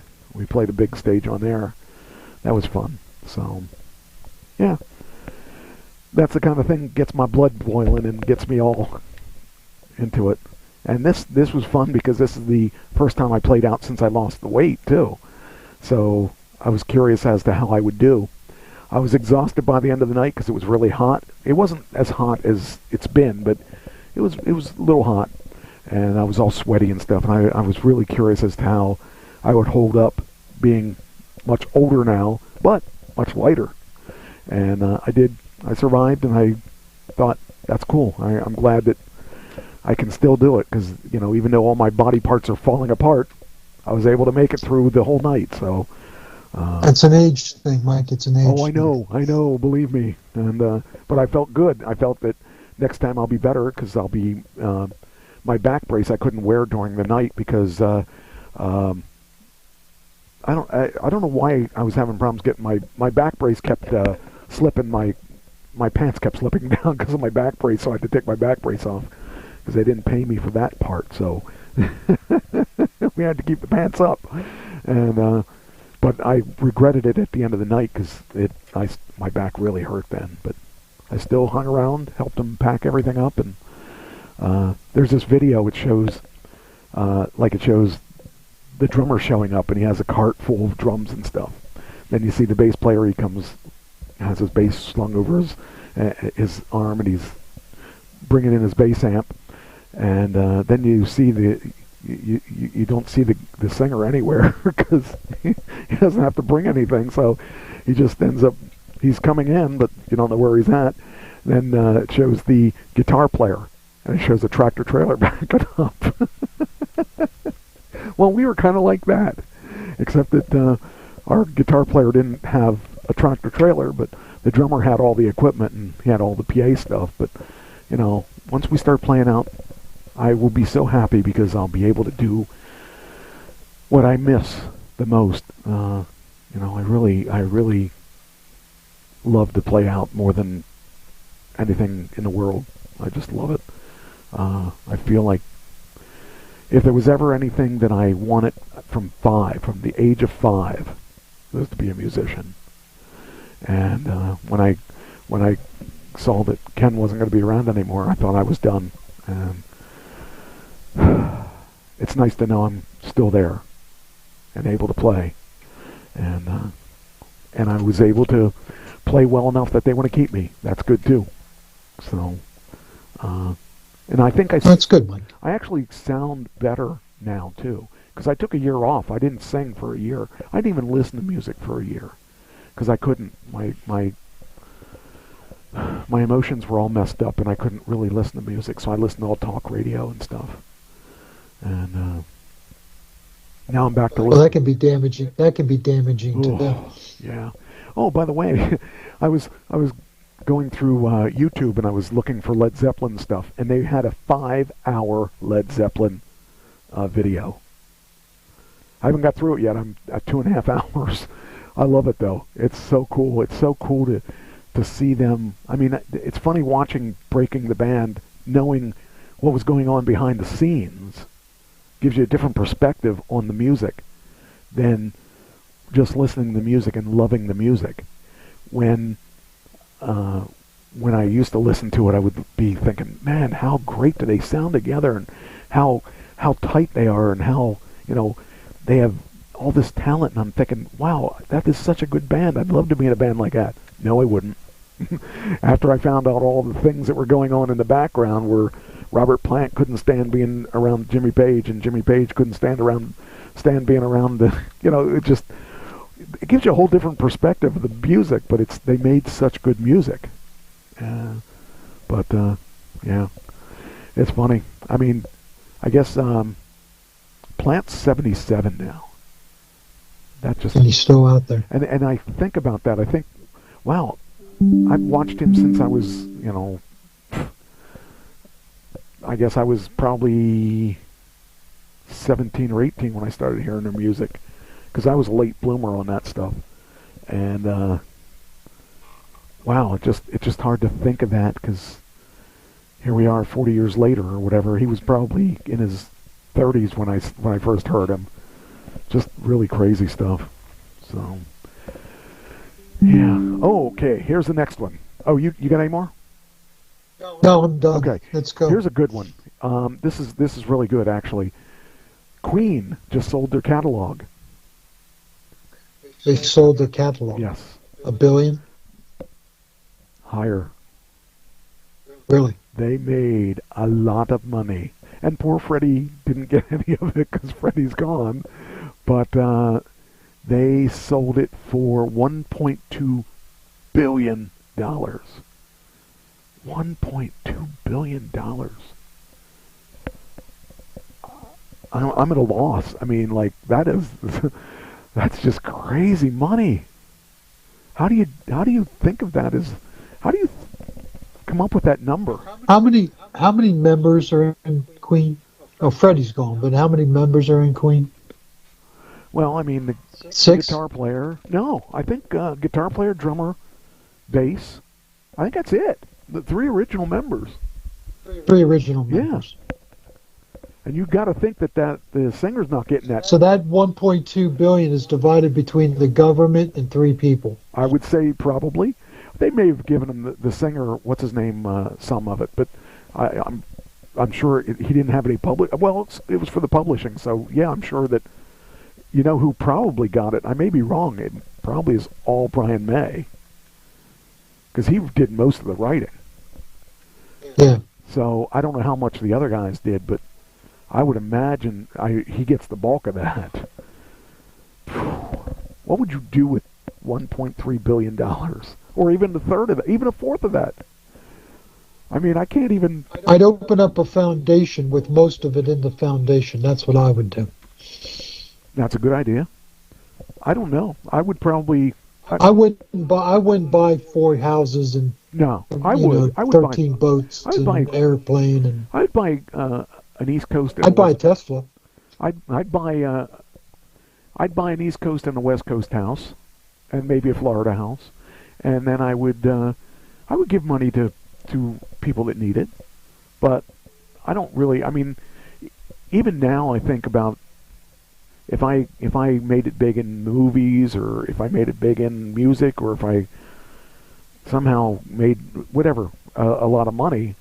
I mean, I'm a little old. I'm not going to be spending that much money. I'm not going to be spending $1.2 billion.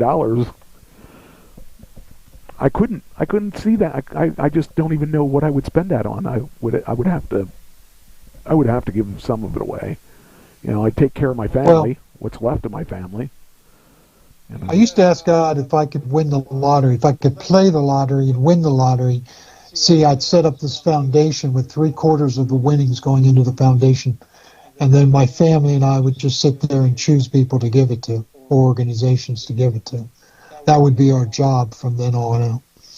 I've done that. I've won the lottery. I've won probably $25, and I've given some of it away. I'm talking about when it was up to up to $800 million. Oh yeah, $800 million. I can't count that high. I mean, if I made that kind of money, that would be just insane.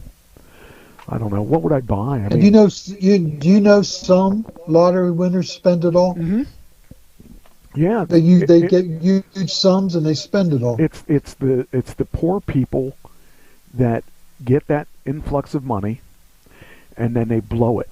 And if a rich person would win that, they would spend it, invest it. Yeah. That's the difference between... They'd live off what it made. That's the mindset of a rich person is... I like, for instance, me, when I retired, I still have the money that I retired with. I've spent none of the principal. All of it is just money that's generated off of that. I have a good investment firm. I've worked with them since 2000, and when I retired, I used the guy that I knew from there, and I kept my money there, and we have not lost a penny since I retired. I have the same money that I retired with.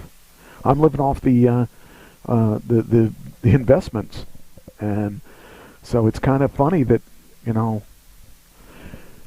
I'm doing what I always wanted to do. Not being afraid.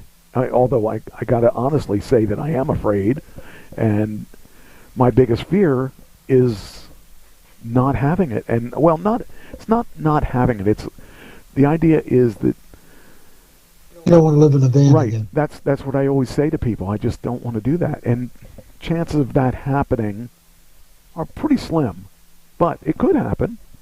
I'd be living in a Tesla now, but I'm not giving my Tesla up. So, so I was saying about Elon. I was saying, did I start a conversation about Elon? No. So there was a video on last night, on a live video, and it was with Elon talking. He was talking about SpaceX. He was talking about Tesla. He was talking about everything. But one of the questions was about this full self-driving. They're going to be now. I know about this part, and they didn't talk about this part, but they're going to be leasing their full self-driving out to other car manufacturers. They charge about, last time I remember, they were at $15,000 just for the full self-driving. And so they're talking about leasing that to other companies. Like Blue Cruise is Ford's version of the full self-driving. And they're about 7 or 8 years behind on the technology. And they had an accident recently that was considered their fault. And anyway, he was talking about the full self-driving, which is, right now it's called full self-assisted driving. And in other words, you're supposed to still be paying attention, and you're supposed to make sure that your hand's on the wheel at all times. And they have ways to tell. They have a camera in the cab that is aimed towards the wheel, so it knows whether or not you're doing it. And if you aren't paying attention, it tells you it warns you that you're gonna lose your privileges and all that stuff. Anyway, he said that that since full self-driving came out, there's been an 80% increase of safety of Tesla cars. And that is awesome. And today was the first day that Christine used full self-driving when she went to get these belts. Because she went down there, I was working on the show, she went down and she actually used to be afraid of it. Used to not like it when I was using it. Did not like it when I would use it, because I use it a lot. I paid for it. I want to use it. and actually it prevents me from doing stupid things, like maybe driving. Well, I still drive a little faster than I should, but it keeps me from doing things that I shouldn't be doing. But I think she enjoyed the full self-driving once she actually learned to relax and let the car do what it's supposed to do. Because if the car, you got to think about this. The car has 8 eyes. It has eyes from all views, and it's constantly calculating and recalculating, and it knows. It's gone through, when I first got it, it was not very safe. It's gone through a lot of generations of the safety thing. When I first got it, it would go off like you were leaving an exit ramp. And let's say you were going 60 when you're going down the highway. It would not slow down to do that exit ramp when I first got it. Now, it calculates everything. It pays attention. It sees, oh, I'm going to go off this ramp. I'm going to slow down. It's really interesting how smart this thing has gotten. And so it's really actually smarter and safer than a lot of the drivers that are out there today. And one time I was going down the highway and somebody came up beside me and decided they wanted in my lane. And my car caught it. My car said, and it made calculations and made sure I didn't get sideswiped. So unless you have a lot of eyes on the road, you could save yourself with that camera system. It's a pretty smart thing. I mean, I still don't want to give it up totally with me. I mean, I like to drive, but when I'm driving in the middle of the night and I'm starting to get tired, I like that the car's paying attention to. So I think it's a good thing, and I think we're going to see it become more and more prevalent. So, but anyway, that was the conversation was really interesting to hear him talking about that, and he was talking about the lithium and all that too, saying there's really not that big of a problem with we don't have any problem finding lithium for the batteries and stuff. Supposedly, there's a huge mine in the United States. Yes, he said there's a find. He said it's in every country. He said there's not a problem with lithium. Lithium is everywhere, and I didn't know that. All right, next I'm going to save this for next time. One of them, I'm going to do this in the future. This is iconic TV shows. It's okay. It's going to be we're going to do as a game show.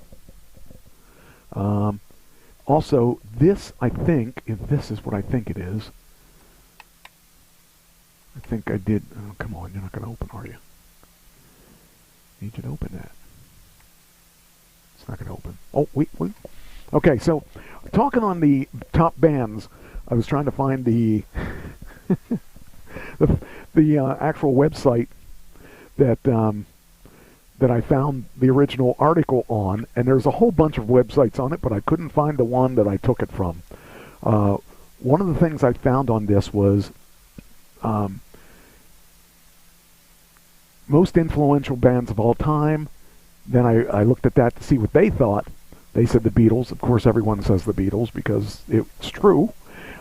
Who's considered the greatest rock band of all time? Who do you think? The greatest rock band? Yes. Well, that would be personal preference. Exactly. As far and depending on what you like. But this is from Wikipedia, I think. Who'd they choose? They chose, and actually, they're not my favorite band, but I have to say, because they've been doing it for so long, they might just be the greatest band of all time. Rolling Stones. Oh, they put the Beatles. The Rolling Stones came up too.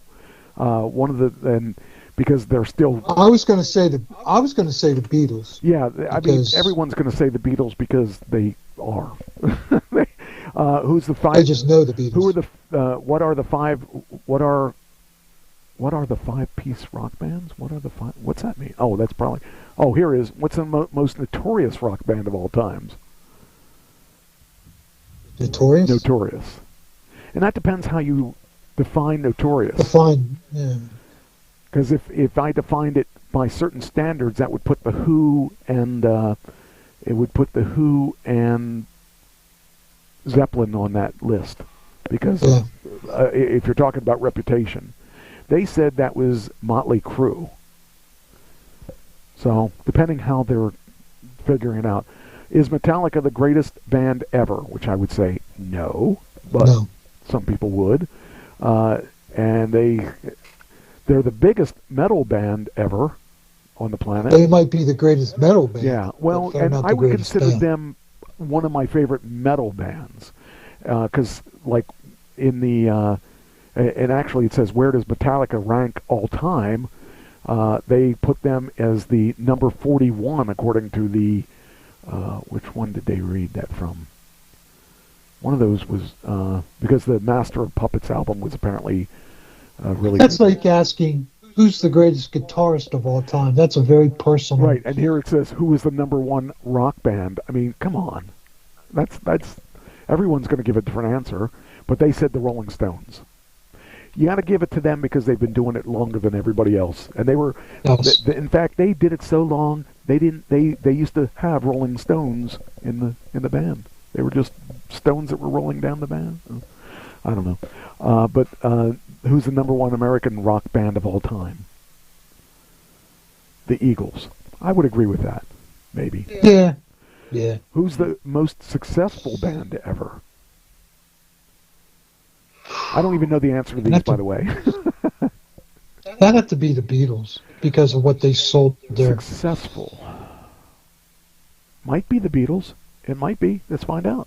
It's the Beatles. Yes, there we are. See, I'm not a giant Beatles fan. I appreciate the Beatles. But I'm not thinking that who's the greatest rock singer of all time? Well, see, that's personal preference, too. Well, that's easy. Classy Mike Trash. Oh, classy. No. Classy Mike Trash. Let's see who it is. Oh, I didn't make it. Freddie Mercury, Robert Plant, Mick Jagger, Axl Rose, Kurt Cobain, Chris Cornell, Paul Rogers, Steven Tyler. See, now I would take out, as far as singers go, I don't know that I would put, first of all, I wouldn't put Axl Rose, Kurt Cobain in that list. And I probably wouldn't put Mick Jagger in that list. Mick Jagger's a good singer. I wouldn't call him the greatest of all times. I would say Mercury is definitely in there. I would say Robert Plant is definitely in there. I would say Chris Cornell was pretty good, but he was too short-lived to be the greatest of all time. Paul Rogers. I'd have to go with Plant. That would be my Paul Rogers choice. is definitely on the top, and Steven Tyler is on the top.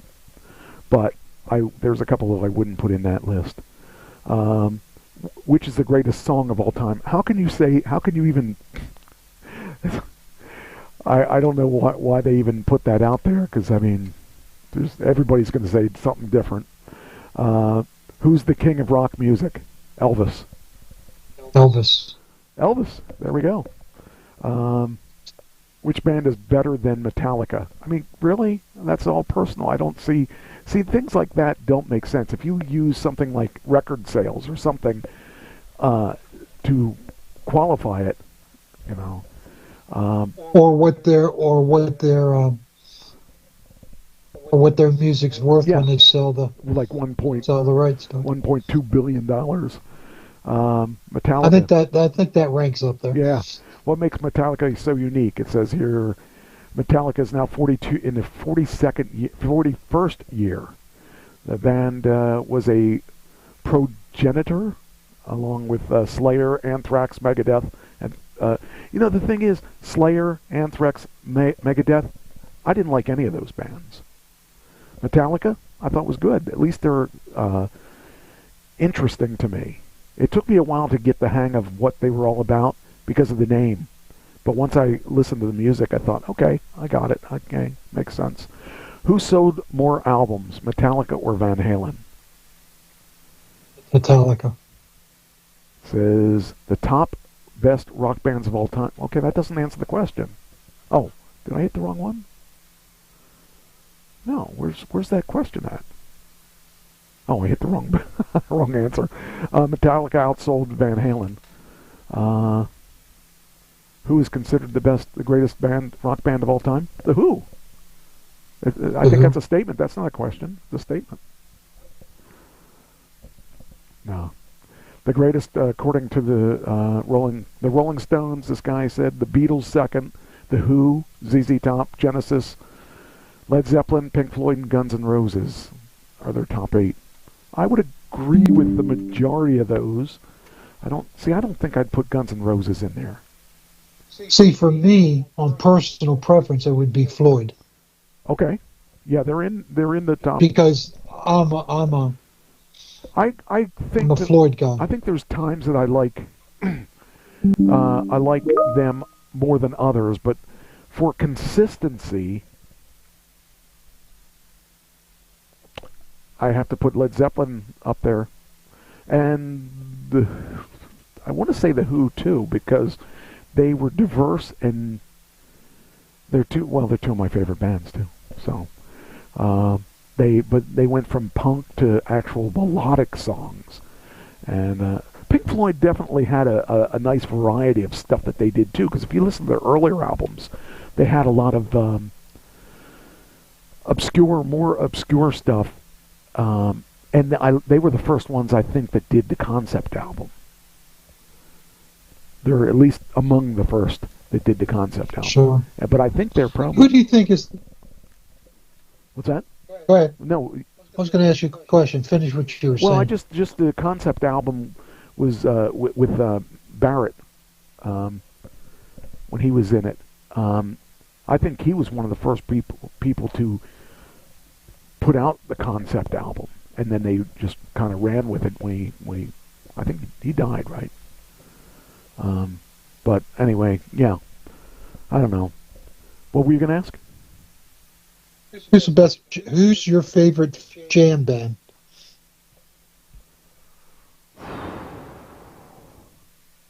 Jeez. There are some really, I mean, there's Bruce Springsteen. I don't like Bruce super. He's not like on my top list of, but if you're talking about jam bands, he's definitely there. ZZ Top is possibly one of my favorites. The Who, Led Zeppelin, when they did their concerts, they did a lot of jams like that. Jamming. Pink Floyd was really. What do you think about the Allman Brothers? Oh yeah. I used to do some of their stuff too, and yeah, they definitely. I mean, in concert, they would just take off. Yes. And go. Yeah. That's why I put Bruce on that. If you ever went to a Springsteen, he would do it too. He would do. He did it. He does it too. When I went to see Bruce Springsteen, I was okay with his music, but I really didn't like him that night because he was an hour late. But well, that becomes fashionable now. Yeah, but even though he was an hour late, he played a 3-hour set. He always does that. Yeah, I mean, so that gives the people what they want. They want lots of music for what they got. So, when you think about that, the bands that like Pink Floyd, one thing that they don't do, they like music done exactly the right way every time. Every time. Whereas they want studio quality music. And there's a place for that. But when you're going to see a band live, unless they have, I'd see Pink Floyd, okay, even though they're the exception to the rule. A lot of the bands that want to do it exactly like the studio also don't want to. They'll just sit up and play standing just still the whole time. And I like bands that are energetic, bands that have some energy to give. That's one of the reasons that I used to like the Who. I still like the Who. But you can't see any new Who stuff. That's one reason that the Rolling Stones are so good, is that not the music. The music is okay, but the reason it's good is that Mick Jagger puts it all out there. 80 years old, he's still running from one side to the other. Alice Cooper, I don't know how he has the energy. Alice Cooper, he always puts on a stage show. He has this great stage show. That's what makes me intrigued by somebody live, is that they're going to do something interesting. Kix. So on spot, Kiss. Kix, yes. Not Kiss, Kix. K-I-X. Oh, okay. Kiss too, but Kix used to have, the singer used to climb the light tree, and he would do kind of acrobatic things with when the guy's doing the leads, he'd be climbing all over the light tree and stuff. Something that you're going to remember that guy because they didn't just do music. They performed and did a show. So if you're into just listening to somebody's music, turn on the radio. If you're into a show, Kiss is one that's really, you're not going to go home saying that was a horrible show. You're just not gonna. So that's what I try to get to. On Spotify, when I'm building a playlist, I'll put the studio version and the live version in. Yes. Because many times it's two different things. Yes. That's one thing I always liked was like with the Who. If you watch, Magic Bus. If you listen to the live from whatever it was, live from whatever stadium it was, that went from a 3-minute song to a 10-minute song, as they just did, and they improv'd a lot of that stuff. I miss that kind of stuff. That kind of stuff was fun to hear a band not be afraid to change it. George Thorogood, probably in his day, there's no one in his day that gave more energy than he did. If you've ever seen him live, I've never seen him live. Oh, he would do this thing that back in 1980-ish, he was at the Forum, and that's a small, intimate theater. And I was the guard there, and I thought, oh, I don't want to see this guy. This guy sucks. And I went there and I said, okay, well, they're going to pay me, so at least I can, I can just deal with it. And I was right up at the stage, and they said, whatever you do, keep an eye on him, and just make sure that he's safe. And I thought, oh, how hard would that be? I'm standing by the stage, and he's doing his thing, and he would play, and he would do this thing that he would drop to his knees and jump back up, just the way he played. It was like, oh my gosh! I was like, this guy's amazing. And then he started running over towards me, and I thought, oh, that's cool. And then he jumped over my head and ran through the audience. I guess I knew what he wanted then. But the show was so good because he kept the audience just riveted. Oh, he kept me riveted too. And like all of a sudden, I'm like, we were supposed to be right there with him. I got to figure out how to get back, get back to him. And it was the best show without a doubt. I went from not liking him at all to just thinking he was the greatest thing ever that night. So, and then I saw Rossington Collins. I thought, okay, there's Leonard Skinner, part 2. I thought, that's going to be cool. They were the worst band I ever saw live because they didn't sound good at all. But, and they just stood there and played the same old songs. But, that shows the difference between a band that, cared about their audience and wanted to entertain the audience. There's the difference between a band that plays for themselves and a band that plays for the audience. So that's what I want to be, a band that plays for the audience. Did you get a chance to listen to Joe Bonamassa's Just Got Paid? The internet's listening to us. Because we talked about that. And all of a sudden, guess whose videos started showing up in my feed? I'm like, really? I never searched for him. He just came up. And it's funny how he came up. I have not listened to anything of his yet, but I just have been busy. I haven't been listening to music as much as I like. A lot of times I'll listen to music at night when I'm trying to start to settle down and stuff. But this past week has been just a zoo for me. So actually the next couple days are going to be like that too, till I get this stuff that I got to get done. I'm going to be going out to Vegas at the end of July, and I'm just getting stuff in line for that. And plus I'm supposed to have a meeting with my one coach tomorrow, and then I have a meeting with the coach Saturday. And just I don't know where all these out. For a retired guy, I do too much. Yeah. I don't know why. I'm busier now than I was when I worked. Yeah. It's crazy. But anyway, what time? I got. Oh, we got. So we did the Queen thing.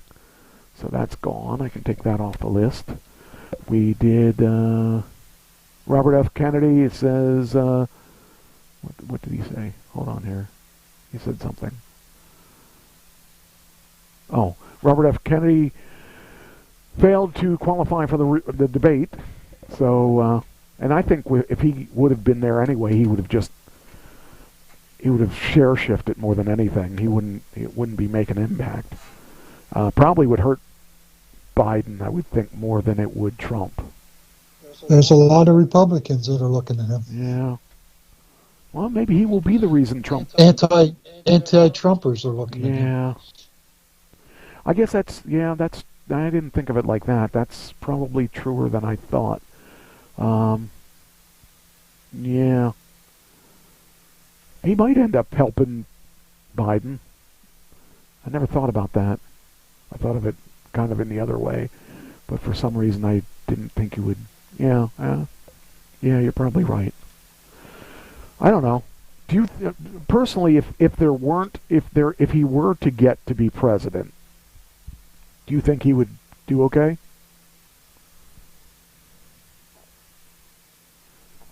I think he has pretty good common sense. I don't exactly like all his positions, but he probably has more common sense than a lot of politicians. Okay. That's my read. I don't know if that's the right read, but it's my read. I think... he's a little bit of a conspiracy theorist, too. He has some of those qualities in him. He's an anti-vaxxer, which most people aren't going to like. Of course, I can't say anything because Trump still believes that the 2020 election was stolen from him. So, that's worse than anything that Kennedy believes. But he doesn't stand a chance. Yeah. So. Yeah, I the worst thing is that he hasn't done anything that would make me not like. Hasn't done anything. The problem is his name. I think that's the biggest problem I have, and it's not that he's done anything. He hasn't really done anything that made me not like him, other than have that name. And it's bad because there's people like me out there that are thinking, oh no, it's a Kennedy. I'm not going to vote for him. But wasn't his father a Democrat, right?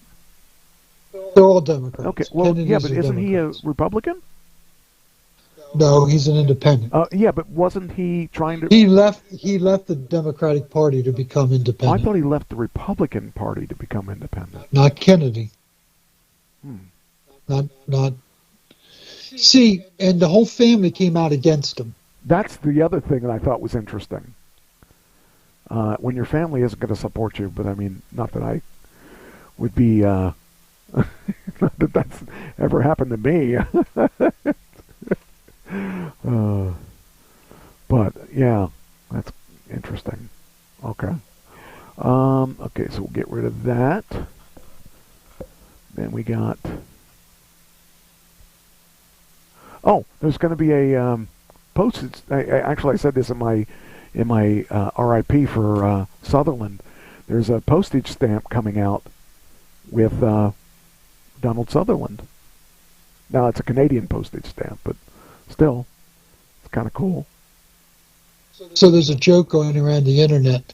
It has Biden on a picture of a stamp, and it has 0 cents. Oh, I'm sorry. This is another one. This is a U.S. This is a USPS stamp to commemorate Alex Trebek. But there's also one coming out that I think in November for in Canada for Donald Sutherland. So I knew there was a reason I put that on there, and I couldn't read to see this. I thought that was the other one. So yeah, here you go. You get yourself a Alex Trebek with a forever stamp in the form of a Jeopardy question.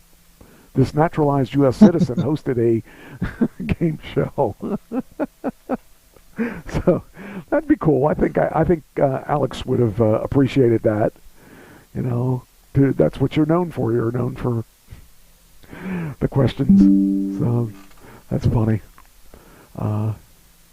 Let's see what else we got here. Let me put that in. Let's see what the next one is. Oh, this is the anniversary of Shaft. But you didn't know that. No, I didn't know that. Shaft is... Well, wait, what anniversary is that? Hold on here. Gotta open the thing up. June 25th, 1971, MGM held the premiere for the Gordon Parks adaptation of Shaft. It's funny. So that would have been, well, that's, yeah. Would have been 20, no. Wait, 40, that would have been 50 years, right? 71? Yeah. 30, 40, 50. 50 years. 50 years. That's 50 years. 50, actually 53 years. So 53 years. That's crazy. I used to watch that. Yeah. He's one bad mother. Shut your mouth. That's right. I'm just talking about Shaft. That's funny. I remember watching that with my dad because he was into. Maybe he didn't watch it. I don't know if he did watch that. Come to think of it, he might have. He watched a lot of those TV shows that were cop shows and stuff. I have to think that he did watch it though. But he wasn't. Yeah, he was. He was the. I guess he was the main guy for that. I was thinking there was another guy that played Shaft other than him. Wasn't there another guy? I guess it was a later Shaft. A later show. Yeah. All right. It is. Where's that? Is that an old one? Somebody's birthday. I forget who it was now. I thought I highlighted. Oh, there it is. Jimmy Walker is 77. Jimmy Walker. Yes. Who would have? I mean, I don't even think of him, but I kind of find it. It's funny because I remember watching, what was it? Good Times. And it was in the 70s. I was probably. It was in the 70s. I was probably 15 or something. And I remember watching Jimmy Walker and everybody. Dynamite. Remember that? Dynamite. Dynamite. Yes. Yeah, it was his birthday. June Lockhart. Any idea how old she is? 85. Higher. Really? Yes. 90. In the 90s. 99. She's 99. Yes. I might have to change my... No points. No points for her. Well, you get 11 points. Unless she hits 100, then you get 10. Let's see. Who else? I think it's the only two people that were interesting that I saw in the thing today. All right, now, actually, get rid of that.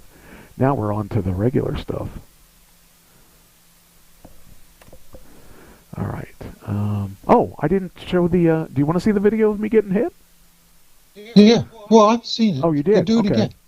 Well, I'm going to do an edit for my... I'm going to do an edit for basically just taking that footage and getting it down to just everything... everything around it is going to... Just a video of that stuff and asking my coach what she thinks I should use for my audition, because I don't think they're going to want all of it. They're probably going to want me talking and then want me getting hit.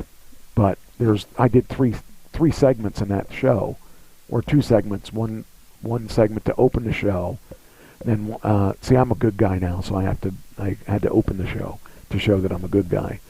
And then I do the next segment, which is the tribute to the wrestler that just died, and then that led into the other thing where I got clocked. And so I got to see if she wants... I'm sure she doesn't want that whole thing, so I got to figure out what she wants for it. So I'll wait on that, and I'll show you next week, because I want to get the raw footage, and then I'm going to edit that raw footage. Can you do when you edit? Can you splice so it's you getting hit over and over and over and over again? No. There's legal problems with that. It has to be legit. All right. Okay, let me get into this. Get into the newest stuff. It says here, do you remember the ship Dolly? No. That's the one that destroyed the Baltimore Bridge. Oh, okay. Okay, it says Dolly cargo ship. Come on, go away. That triggered the Baltimore Bridge collapse set for journey to Virginia. So they're finally getting it out of that dock. Is the crew still on it? I would assume so. It says here the ship that crashed into the Francis Scott Key Bridge and triggered its collapse is preparing to travel from the port of Baltimore, where it remained since the bridge collapsed March 26th. So it's been there for quite a while, considering it cost them $1 million a day.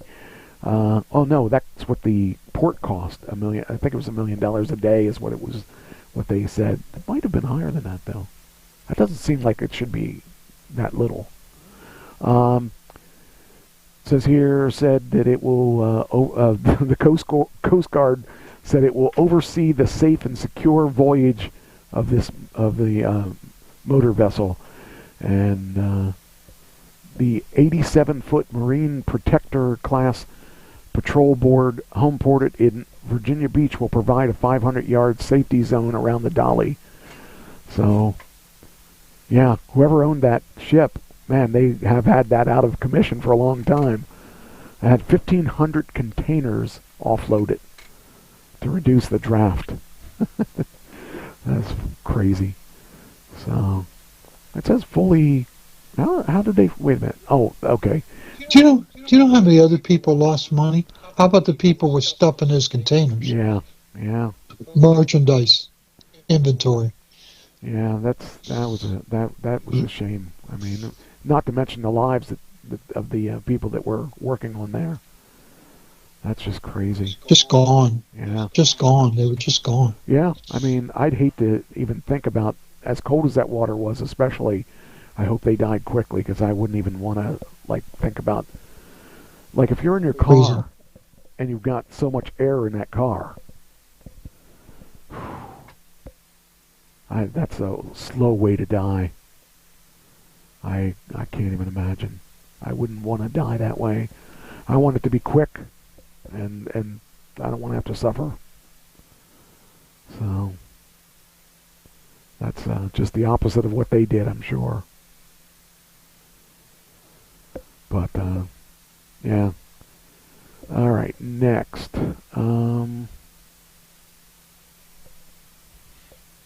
Oh, this was interesting. Okay.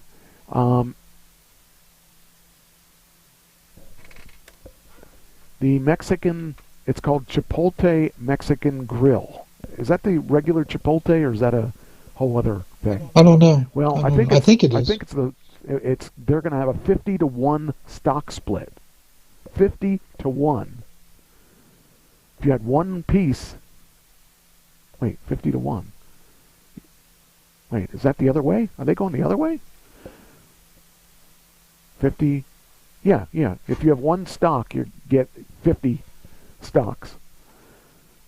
That's a huge split. It's incredible. What was it going for? Wait, let's see.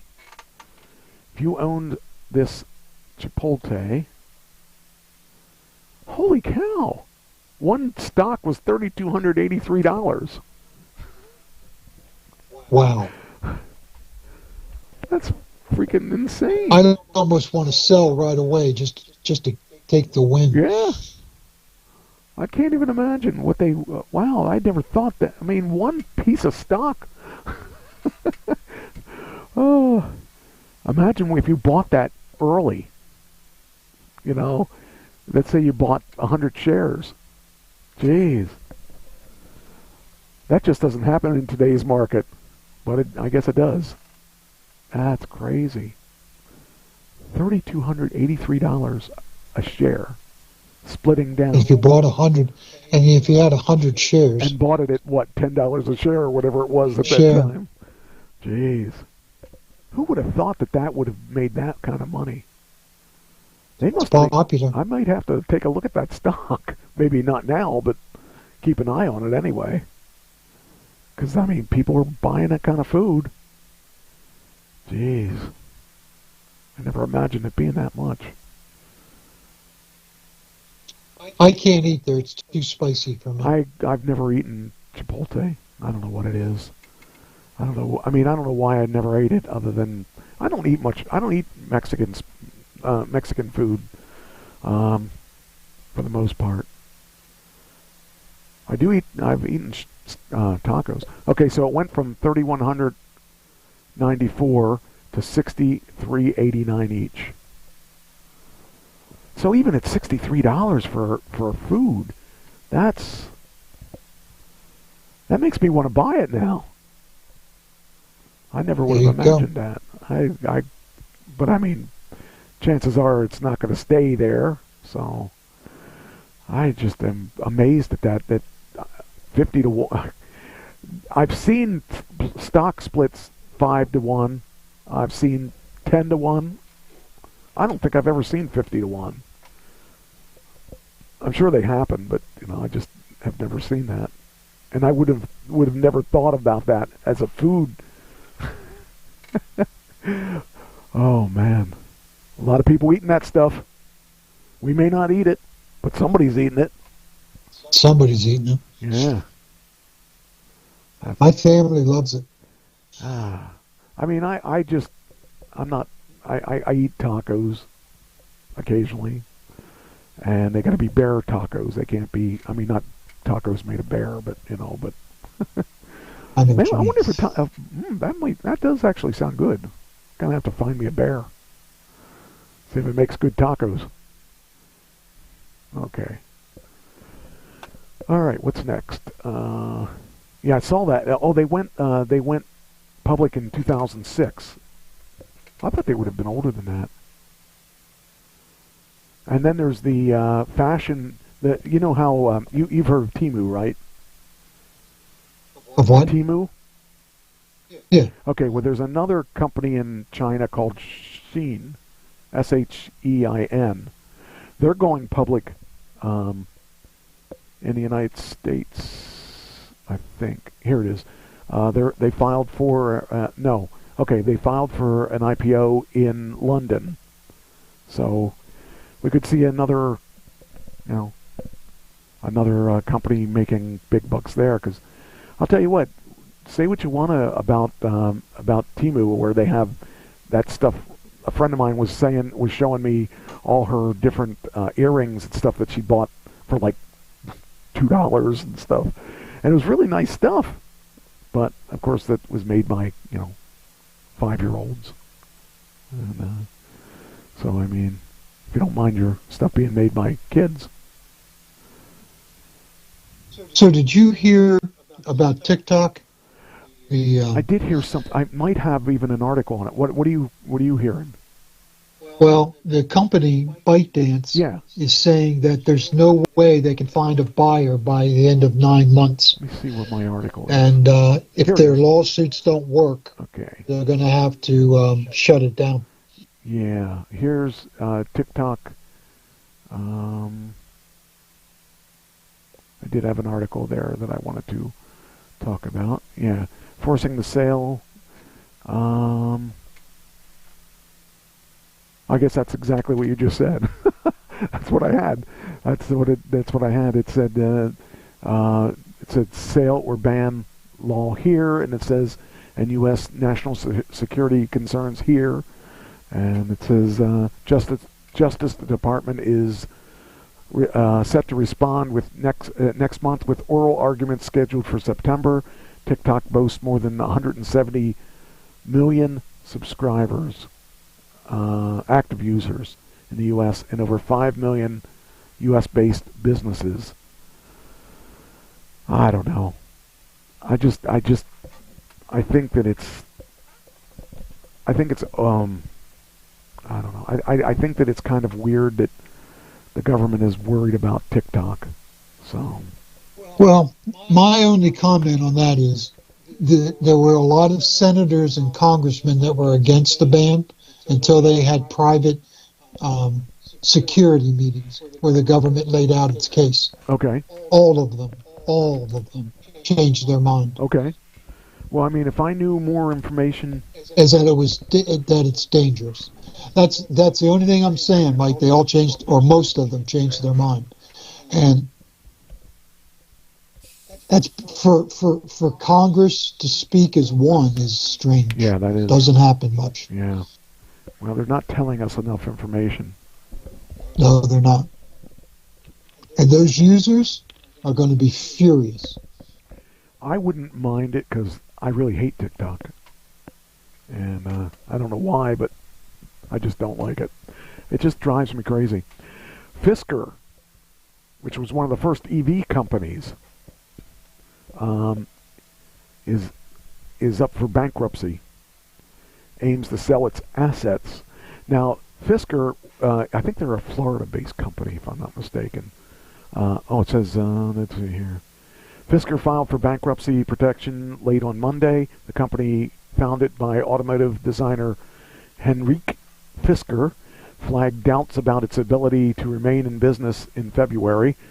The collapse of its talks with an unnamed automaker meant that it was denied $350 million funding from an unnamed investor.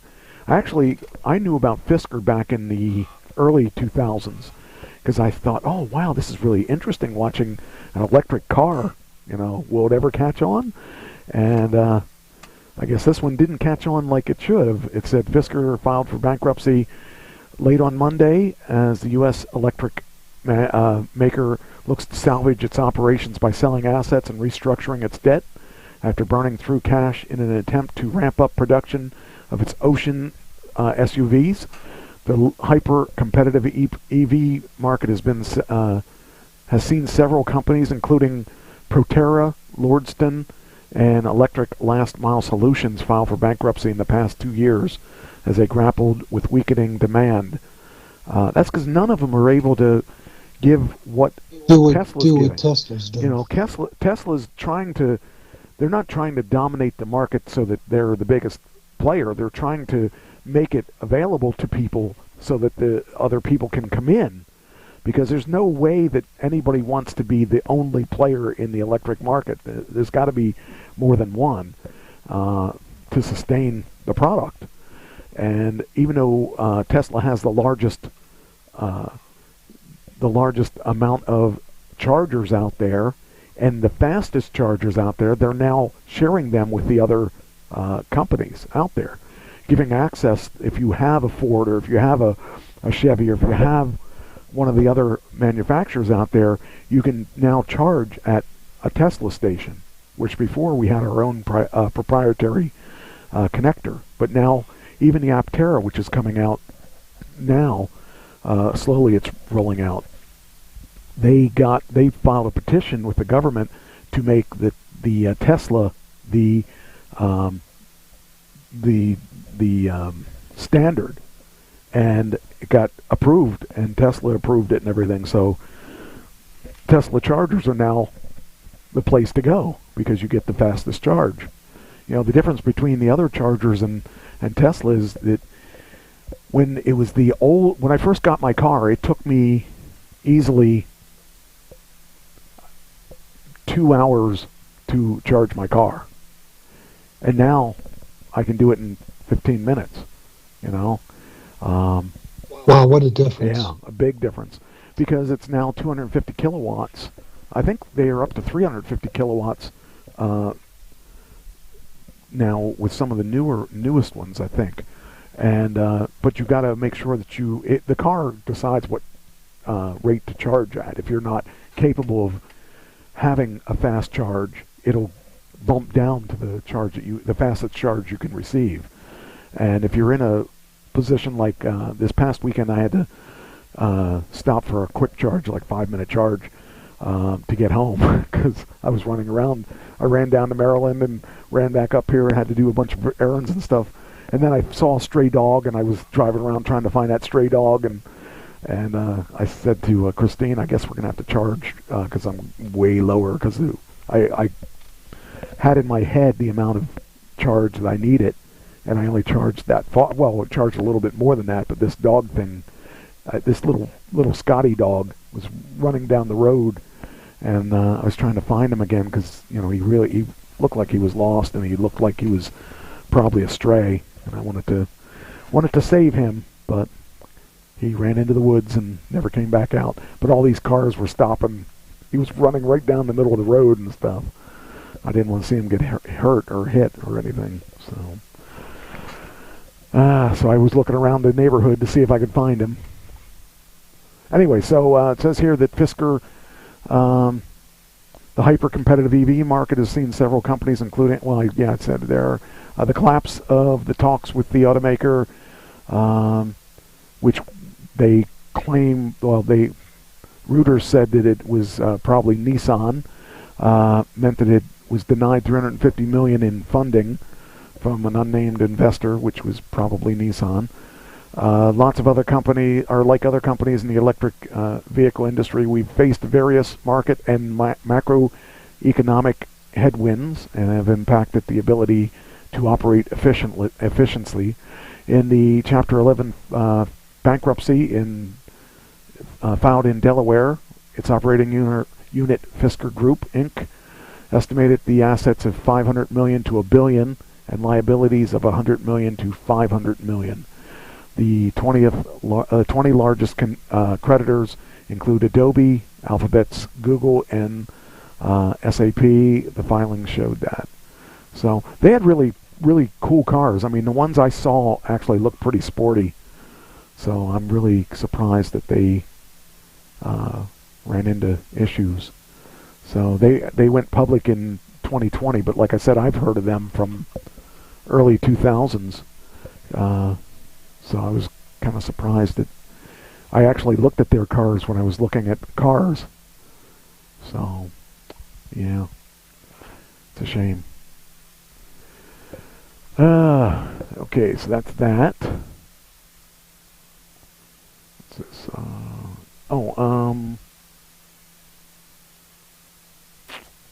Which story should we do? Oh, do you remember the shooter, the Club Q shooter? I think this was not that long ago. This was, federal judge sentenced the Club Q mass shooter, his name's Anderson Lee Aldridge, to 190 years and 55 concurrent life sentences in prison. It was an LGBTQ nightclub that he shot up. The binary... Do you think he's getting parole? Oh, I hope not. I think they should just... if they're going to give him 190 years, I think they should just put him to death. I don't want to be paying for him for 190 years.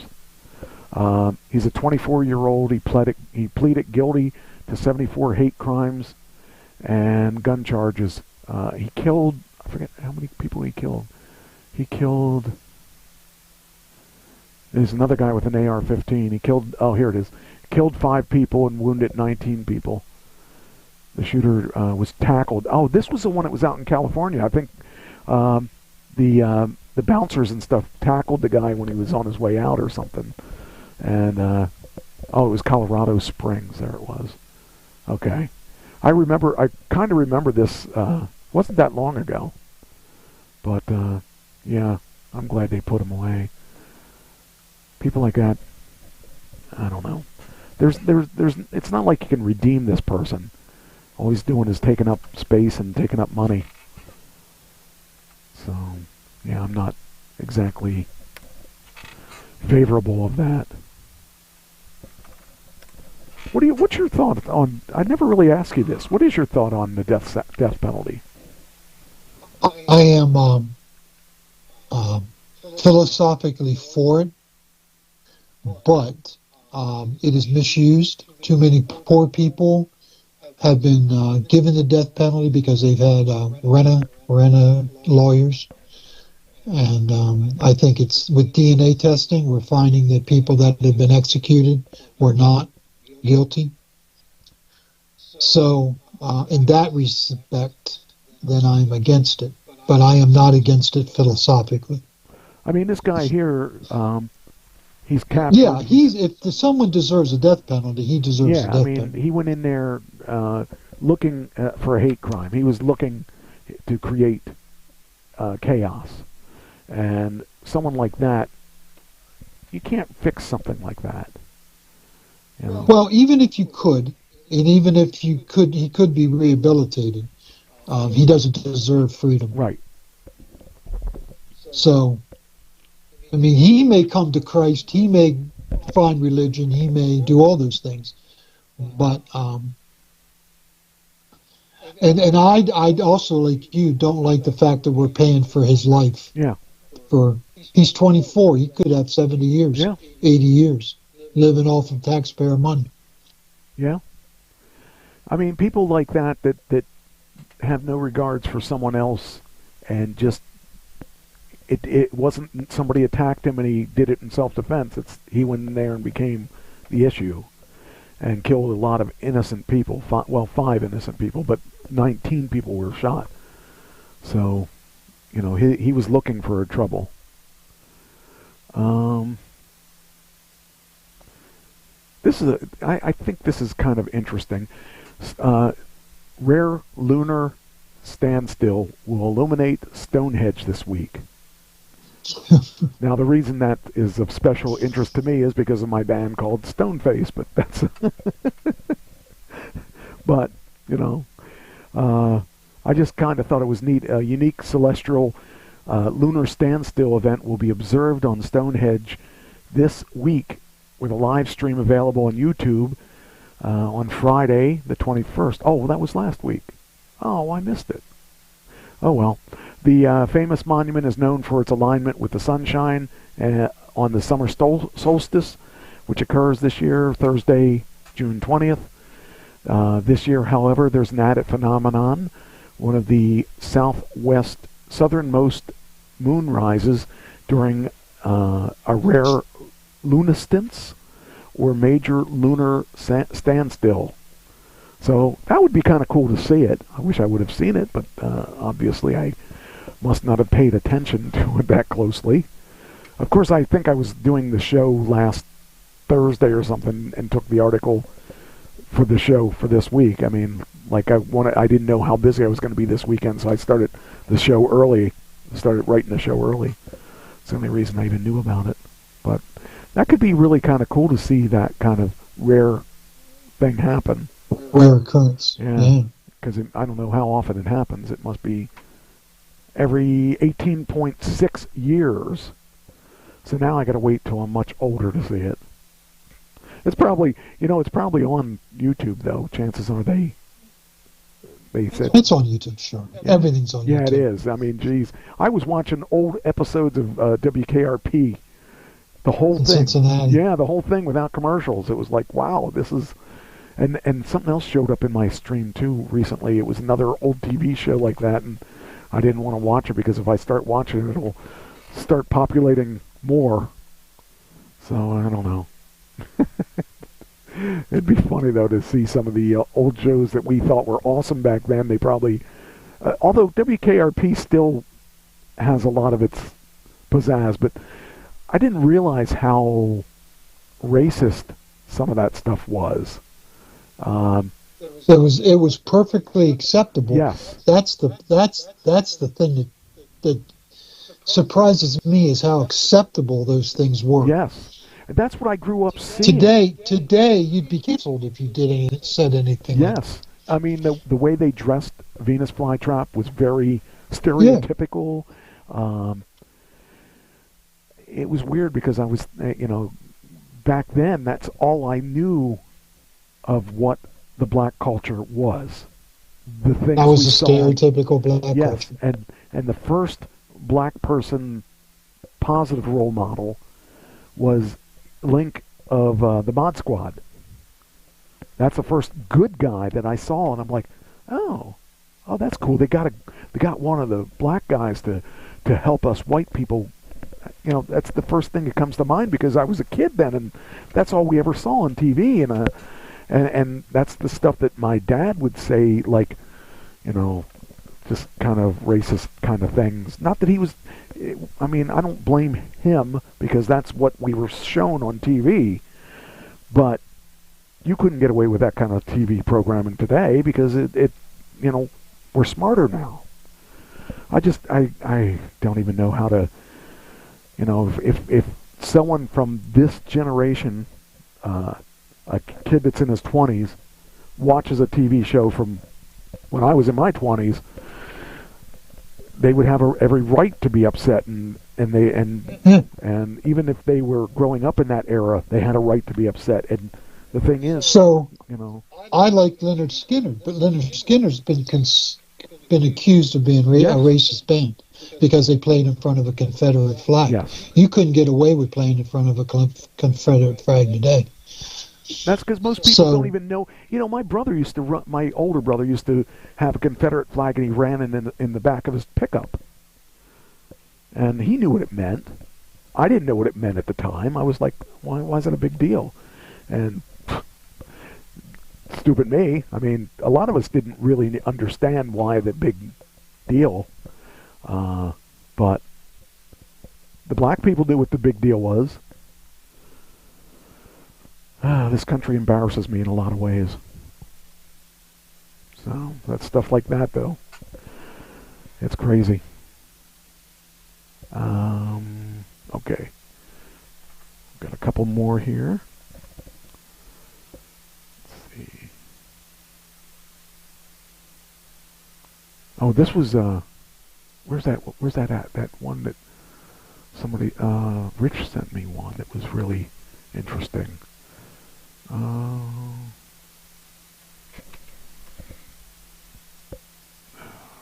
Why don't I have it?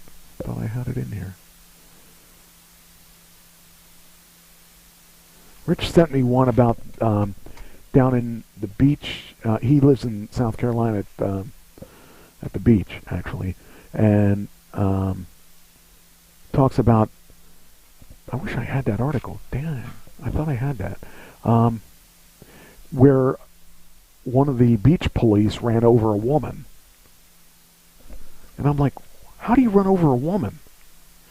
And apparently the guy wasn't paying attention as he was driving on the beach, and he ran over a woman and killed her.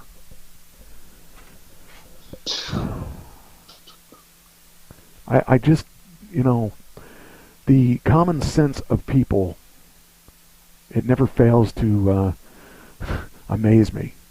So I'm pulling out at Culver's yesterday. Yeah. It's an ice cream store. Yeah. And I was about ready to pull out of the parking lot, and there's this car coming down the road at a stop sign. Went right through the stop sign. And when it got past me in front of me, it was a girl who was texting. Oh, jeez. Both fingers. Oh. I guess she was steering with her knee. That's... Paid no attention to me pulling out, paid no attention to the stop sign, totally oblivious. I don't get it. I mean, yesterday, where were we? We were going somewhere. Yeah, we were, we were going to get... Okay, so I had a really weird weekend. Christine and I did a run down to, not yesterday, it was Sunday. We did a run down to Hagerstown to buy some bodies for this guy makes his own bodies for guitars. And Rich asked me to go down and check them out, and if they are good and all that, he wanted me to buy a couple. And I went down to Hagerstown and bought a couple of these guitar bodies. They were expensive. They were special wood and all that stuff. They were like $200 for the just the body, nothing in the body, just the body. And when we came home, on the way home, we were watching, and this one person, just the red light just drove right through it. I mean, it was red before she got there. It was really red before she got there, and she just drove right through it. She's lucky nobody was flying through the other way. Okay, here's the article. Woman hit, killed by Horry County police truck on beach. Officer on administrative leave. So it looks, it's really weird. It says here, officials have identified the woman who was hit and killed by the police department truck while on the beach. She was,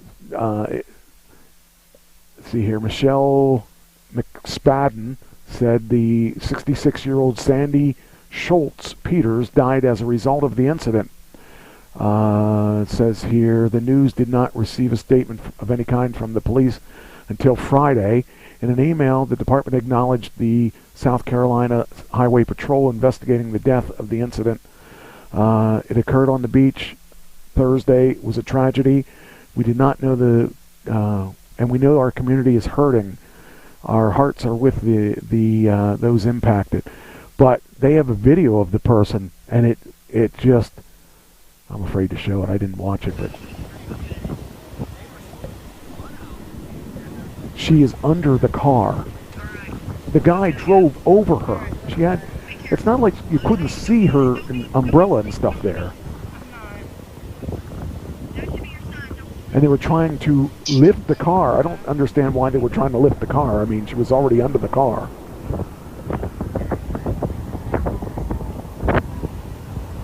Horrendous.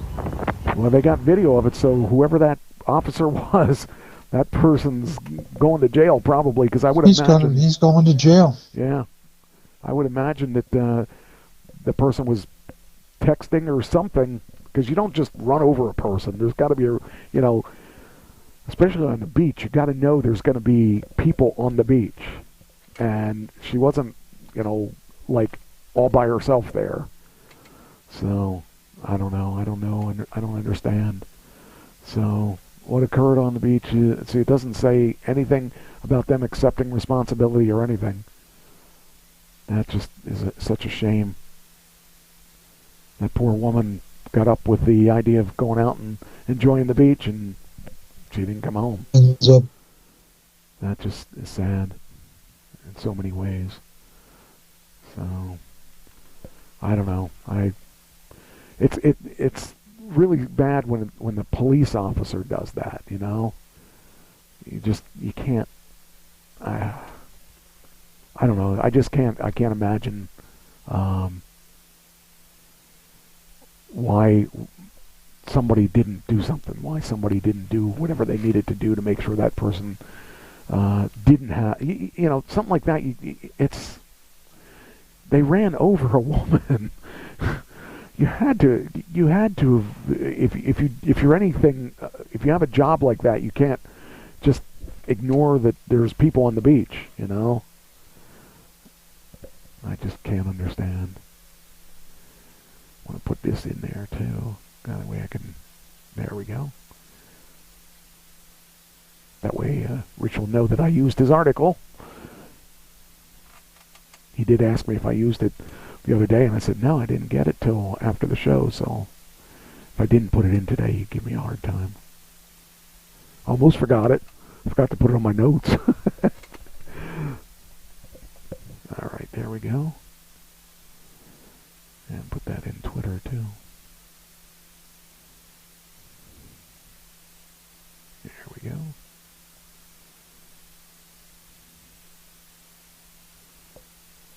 Boom. Okay. Okay, we watched that. We did that. We did that. I'm going to look at that Chipotle. I may not want to eat their food, but I'll eat their stock. If they're going to give me a 51 split on that. Oh. I've never heard of such a thing. Of course, I don't follow the stock market very closely. I've never heard of that. I think Amazon might have done it at one point because their stock went to. I don't remember it being 50 though. I thought it was like 20. Yahoo did it, or not Yahoo. Facebook did it too, but I don't think it was that high. That's an amazingly high amount, and to be at 63 after the stock. So, okay, that one I'm holding off on. Well, geez, I don't want to start anything really crazy. Oh, you probably know about this. There's a class action lawsuit. National Collegiate Athletic Association and 5 power conferences collectively representing more than 60 schools agreed yesterday to a $2.8 billion class action settlement, paving the way for more universities to directly pay college athletes for the first time. If finalized, the plan would go in effect as soon as next year and reverse the amateur college sports model in place since 1906. Did you hear about this? I know about it. I didn't hear that the settlement had happened.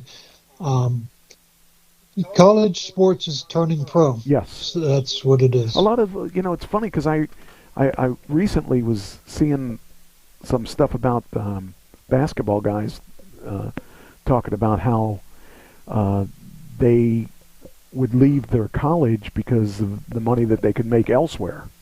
And now it's apparently they can make money while they're in college, so looks like that won't be an issue anymore. Said yesterday's proposed settlement is a revenue sharing model in which schools would pay the athletes a cut of the money received from sponsors, broadcasting rights, and ticket sales. I mean, it's only fair if you're out there, doing it, you should be getting compensated for it, I think. But, well, the really top players, they're risking their future. Are they? Why? Because if they're going to be an NFL football player, okay, and they blow a knee in the senior year, right, they may not make it to the pros. Oh yeah. I mean, they're really risking a lot to play college football. I thought you were saying some in the opposite of what you said. Yeah, I mean, because exactly that, and it's been, I guess, that way ever since 1906. So, and the money these big schools bring in, they could certainly afford to pay their top players. And that's I think it was, I don't know if it might have been Barkley that was talking about it. Charles Barkley was it was one of the big basketball players saying that it would have been a different world if he had that opportunity when he was younger. So yeah, that was it says here the settlement is a revenue sharing model in which schools would pay athletes a cut of the money received from sponsorships, broadcasting rights, and ticket sales. Division I schools would have the ability to distribute up to $20 million a year to their athletes. Their settlement would also resolve claims of missed back pay for current and former college athletes dating back to 2016, and ending 3 antitrust suits with a 4th case still pending. I mean, that really changes the whole game altogether. And so you have 2 quarterbacks. Both of them are good. One's a senior, one's a junior. The junior's going to leave and go to another school. Right. Yeah. And so instead of having one good quarterback and then the next year having another good quarterback, you're left with a freshman. Right. So it's changing. It's actually changing football. Yeah. You're going to be paid to go to school now. Because you could pick your school. You can go in the portal and pick your school, the school you want to play for. Right. Yeah. And actually, again, I watched Shark Tank this week, and they were talking about they made an app that helps you find not sponsorship, but not loans, but grants and stuff like that. Grants. That reminds me of that that particular one. They made an app that takes all of the grants available and puts them in one place so that you can see where they are. And finally. Yes. And because before you had to search. Right. And they made it originally, it was, they did a subscription model, and they were making pretty good money on it. Then a college bought it and distributed it so that all the kids that didn't have the money for the subscription now have access to it. So I thought that was really cool that a school actually bought it. That's cool. So yeah, that's cool. All right, well, we made it. We're at that time. We made it, yeah. And we didn't have any bugs after the first one.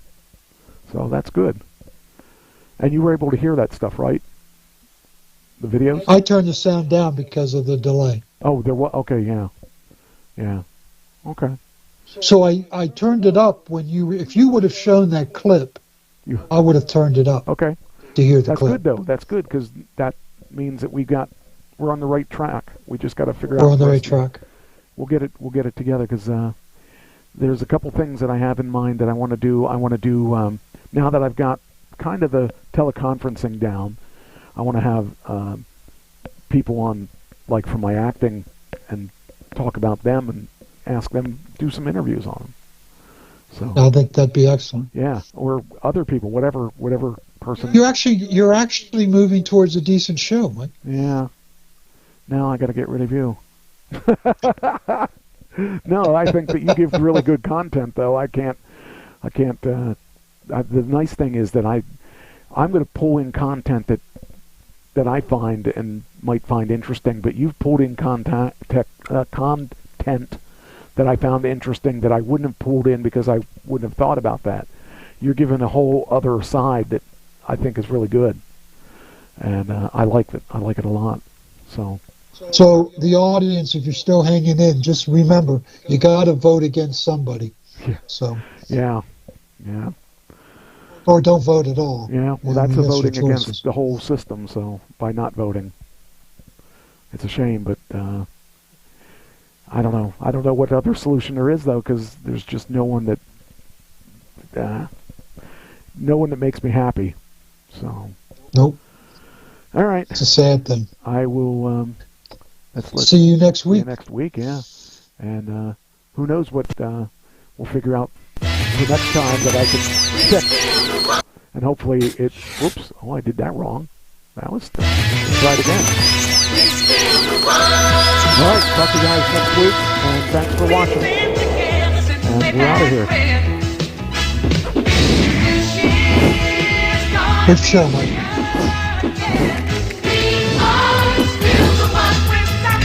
Yeah, I enjoy this one. Thank you. Thank you for going all the work to fit me in.